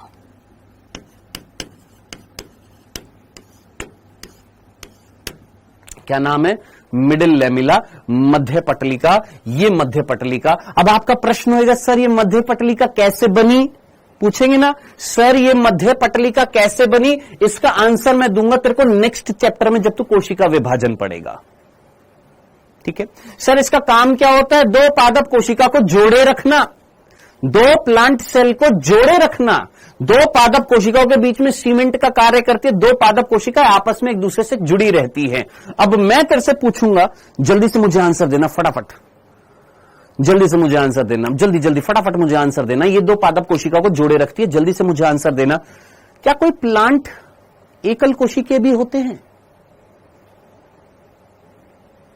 जल्दी जल्दी जल्दी जल्दी। क्या कोई पादप एकल कोशिकीय होता है? रुक जा महाकाल उज्जैन, अरे रुक जा प्लाज्मोडेस्माटा। क्या कोई पादप कोशिका एकल कोशिकीय होती है? आंसर कौन? क्लेमाइडोमोनास। कौन? शैवाल। आपकी कई शैवाल होती हैं जो एकल कोशिकीय होती है। थैलोफाइट्स, कई थैलोफाइट्स होते हैं जो एकल कोशिकीय होते हैं। दिमाग लगा, ये प्लाज्मोडेस्माटा सॉरी ये मध्य पटलिका मिडिल लैमिला ये किस में मिलेगी? बहु कोशिकीय पादपों में मिलेगी कि एकल कोशिकीय पादपों में मिलेगी? तो याद रखना मिडिल लैमिला, भूल मत जाना। ये मध्य पटलिका किसमें मिलती है? बहु कोशिकीय पादप में मिलेगी। अरे थोड़ा सा कॉमन सेंस लगा, सोच। एक पादप है जो एकल कोशिकीय है, ये मान लो ये एक पादप है जो एकल कोशिकीय है? इसके पास में ये मिलेगी। इसका काम क्या होता है? दो पादप कोशिका को जोड़े रखना, चिपकाए रखना, उनके बीच में सीमेंट का कार्य करती है, उनको पास पास रखती है। तो थोड़ा सा कॉमन सेंस, जब एक खुद ही कोशिका एकल कोशिकी, एक पादप एकल कोशिकी है, क्या उसमें मध्य पटलिका होगी? नहीं होगी। तो याद रखना मध्य पटलिका कहां पर होती है? बहु कोशिकीय पादप जो होते हैं उसमें क्या पाई जाती है? मध्य पटलिका। मध्य पटलिका किससे बनी होती है? भूल मत जाना, कैल्शियम पैक्टेट से बनी होती है। किससे बनी होती है सर? कैल्शियम पैक्टेट से बनी होती है।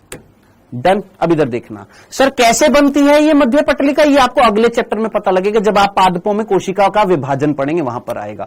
अब इधर देखना, ध्यान से सुनना सर, ये जो पिंक पिंक आपने बनाया ये कौन है? ये है कोशिका झिल्ली। कौन है ये? कोशिका झिल्ली है। मैं चाह रहा हूं कि थोड़ा सा एक चीज फटाफट पढ़ा दूं ताकि आपका एक क्वेश्चन करा दूं। ये कौन है? कोशिका झिल्ली। इस कोशिका झिल्ली ने अपने बाहर क्या किया? इधर है, हेलो ध्यान से सुन। इस कोशिका झिल्ली ने अपने बाहर क्या किया? इस कोशिका झिल्ली ने अपने बाहर, इधर देख, हेलो इधर देख, इसने अपने बाहर एक स्तर बनाई। इसने अपने बाहर एक स्तर बनाई। किसने? किसने? इस कोशिका झिल्ली ने अपने बाहर की तरफ एक स्तर बना दी है। क्या बना दी है? एक लेयर बना दी, एक लेयर बना दी। सर एनिमल सेल को कौन जोड़ता है? हम जोड़ते हैं। पहले पढ़ लेना, यहां पर ध्यान से सुन लेना, यहां पर जो पढ़ा रहा है उस पर फोकस नहीं है तेरा। डेस्मोसोम्स जोड़ते हैं। क्या जरूरी है अभी बताना? थे यहां पर पहले फोकस कर लेना, फिर बाद में तेरे को समझ में नहीं आएगा। फिर इस कोशिका झिल्ली ने अपने बाहर एक स्तर बनाई। अब एक कह रहा है क्यों बनाई? ऐसी मौज काट रहा था, इसको मजे आ रहे थे। इसने अपने बाहर एक स्त्रावण किया। किसका स्त्रावण किया? सेल्यूलोज, हेमीसेल्यूलोज, पैक्टिन और प्रोटीन का बाहर स्त्रावण कर दिया। किसने? इस कोशिका झिल्ली ने अपने बाहर की तरफ क्या निकाल दिया? सेल्यूलोज। क्या निकाला? हेमीसेल्यूलोज। क्या निकाला? पैक्टिन। क्या निकाला? प्रोटीन। क्या बनी? एक स्तर बनी। ये स्तर जो होती है पहले बनी है कि बाद में बनी है? पहले बनी है। ये है प्राथमिक कोशिका भित्ति। जितना प्यार से और जितना ईमानदारी से मैं तुम लोगों को पढ़ा रहा हूं ना भोंदुओं, सच्ची कह रहा हूं, ये चैप्टर 10 दिन का है सिर्फ। ये जो तुमको इतने आराम से जो चीज पढ़ा रहा हूं ना, वो इसलिए कि ताकि तुमको समझ में आए। अगर तुम मजे लोगे ना तो बेटा मैं मजे ले लूंगा फिर ढंग से। याद रखना इस चीज को। क्या बोला हमने? कोशिका झिल्ली जो है अपने बाहर कुछ केमिकल्स निकाली। कौन से केमिकल्स निकाली? Cellulose, hemicellulose, pectin, protein. सोचिए क्या बना रहे थे सर? कोशिका भित्ति। अब ये कोशिका भित्ति पहली बार बनी है, सबसे पहले बनी है कि दूसरी बार बनी है? पहली बार बनी है। तो ये जो स्तर है इसका नाम क्या? प्राथमिक कोशिका भित्ति। ठीक है।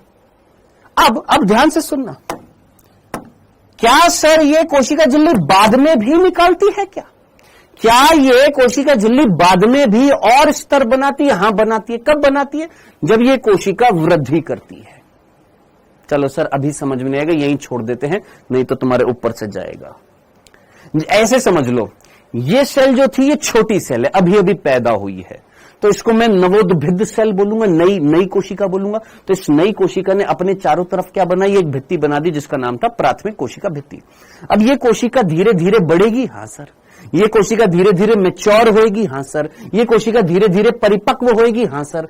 यानी ये कोशिका जब परिपक्व हो जाती है, मैच्योर हो जाती है, तो फिर ये एक और स्तर बनाती है अपने अंदर की तरफ। और ये स्तर जो होती है दोस्त ध्यान से देखना, ये स्तर जो आपको दिखाई दे रही है ये है ये स्तर,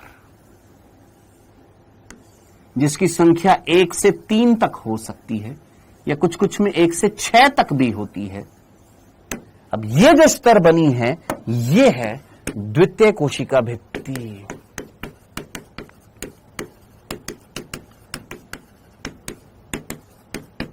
तो अब आप मुझे बताइएगा, प्रश्न कहां से पूछा जाएगा? नीट में आपसे प्रश्न पूछा जाएगा, बताओ बाहर से जब अंदर की ओर जा रहे हैं तो सबसे पहली भित्ति कौन सी होगी? प्राथमिक के द्वितीय? सर सबसे पहली होगी प्राथमिक। अंदर की तरफ जाएंगे तो कौन सी होगी? द्वितीय। अंदर से बाहर की तरफ जाएंगे तो सबसे पहले कौन सी कोशिका भित्ति होगी? द्वितीय। फिर बाद में कौन सी होगी? प्राथमिक। अब जरा एनसीईआरटी की लाइन पढ़ ले, बस जाते जाते हैं। बस एनसीईआरटी की इतनी सी लाइन पढ़ ले, जाते जाते मेरा काम हो जाएगा। क्या, ध्यान से सुन। नव पादप कोशिका यानी नई नई पादप कोशिका जब बनती है तो उसकी कोशिका भित्ति में होती है क्या, प्राथमिक भित्ति, जिसको हमने प्राथमिक भित्ति बोला था, में वृद्धि की क्षमता होती है, अभी मैंने आपको नहीं बताया। जो कोशिका की परिपक्वता के साथ घट जाती है, ये भी नहीं बताया। इसके साथ, यहां से पढ़ना, इसके साथ कोशिका के भीतर की तरफ द्वितीय भित्ति का निर्माण होता है। ये इंपॉर्टेंट है। द्वितीय भित्ति कहां बनती है, अंदर की तरफ बन रही है। यहां पर तूने देखा इस डायग्राम में द्वितीय भित्ति जो थी वो कहां पर बन रही थी सर, अंदर की तरफ बन रही थी। ये थी हमारी द्वितीय भित्ति, ये वाली, ये पीली वाली, ये कहां बन रही है, अंदर की तरफ बनी है। प्राथमिक बाहर और द्वितीय अंदर। डन, क्लियर है, समझ में आ गया। चलिए फटाफट वो लास्ट क्वेश्चन एक बार कर लें। इस क्वेश्चन को अगर कर सकते तो करिएगा। हाँ जी, अब करने की कोशिश करिएगा जल्दी से।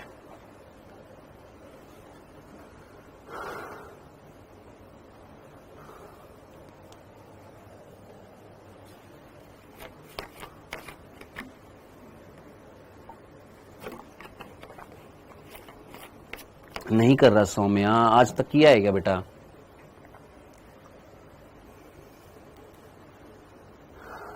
हाँ जी, तुम गलत है। कौन गलत है भाई?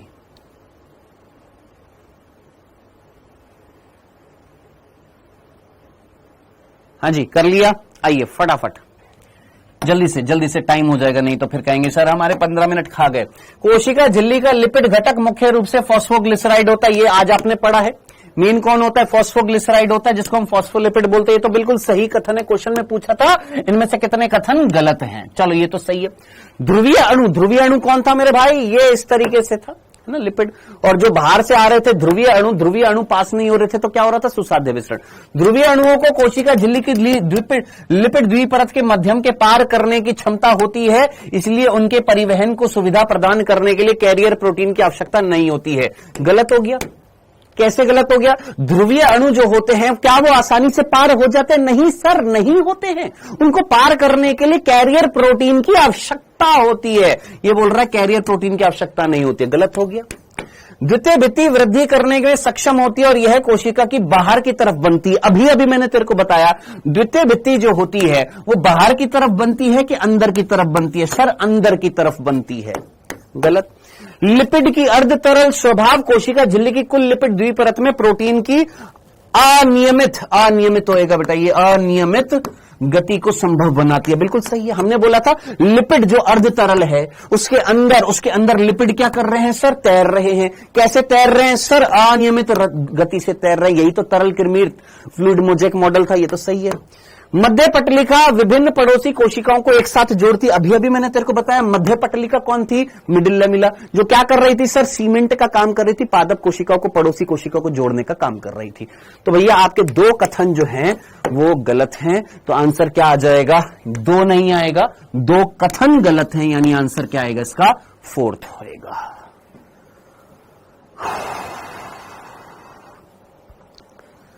डन। अभी खत्म नहीं हुआ है सेल वॉल, अभी बहुत सारी चीजें। अवांछनीय वृद्ध अणुओं को जाने से रोकती है। सर इसका मतलब क्या है? अभी तो रुक जाओ, अपन मंडे को मिलेंगे और मंडे को ये कोशिका भित्ति समाप्त करेंगे। ठीक है, आएगा समझ में। अवांछनीय वृद्ध अणुओं को जाने से रोकती है। सर कैसे? सर डिक्टियोसोम्स क्या होते हैं? सर ये सेल्यूलोज कौन बनाता है? सर ये हेमीसेल्यूलोज कौन बनाता है? प्रोटीन, पैक्टिन ये कौन बनाता है? सब आएगा। सर विभजोतक कोशिका में प्राथमिक भित्ति होती है कि द्वितीय भित्ति होती है, और स्थायी ऊतक में प्राथमिक होती है कि द्वितीय होती है? सब बताऊंगा, टेंशन मत ले, सब आएगा। पेशेंस रखना अपने अंदर प्लीज। आप सभी से निवेदन है, जितने भी मेरे प्यारे बच्चे हैं, थोड़ा पेशेंस रखना। एक दिन में नीट क्रैक नहीं होता। 1 साल का मौका आप सभी को दिया गया, तो पहले अपना बेस क्रिएट करो। बिना नींव के अगर तुम खड़ा कर दोगे महल, क्या वो टिक पाएगा? 2 दिन भी नहीं टिक पाएगा। तो अपना बेस पहले स्ट्रांग करो। हम ये पहला चैप्टर जो है इतने लेक्चर में क्यों कर रहे हैं? ताकि बेस क्रिएट हो, स्ट्रांग हो, तभी आगे आने वाले लेक्चर्स इसी चैप्टर पर बेस्ड होंगे। डन। तो पहले अपना बेस क्रिएट करो, अपनी नींव स्ट्रांग करो, जो पढ़ा रहा हूं उसको ध्यान से सुनो, नोट्स बनाओ, और ऐसे नहीं शॉर्ट नोट्स कैसे बनेंगे, ये को सब बनाओ, जो पढ़ा रहा हूं सब होना चाहिए, कोई शॉर्ट नोट नहीं, वो नोट नहीं, और ये नोट नहीं, और वो नोट नहीं, जो पढ़ा रहा हूं सब लिख। ठीक, चलो जी, मिलते हैं मंडे को। बाय बाय बच्चों, take care, goodbye, thank you.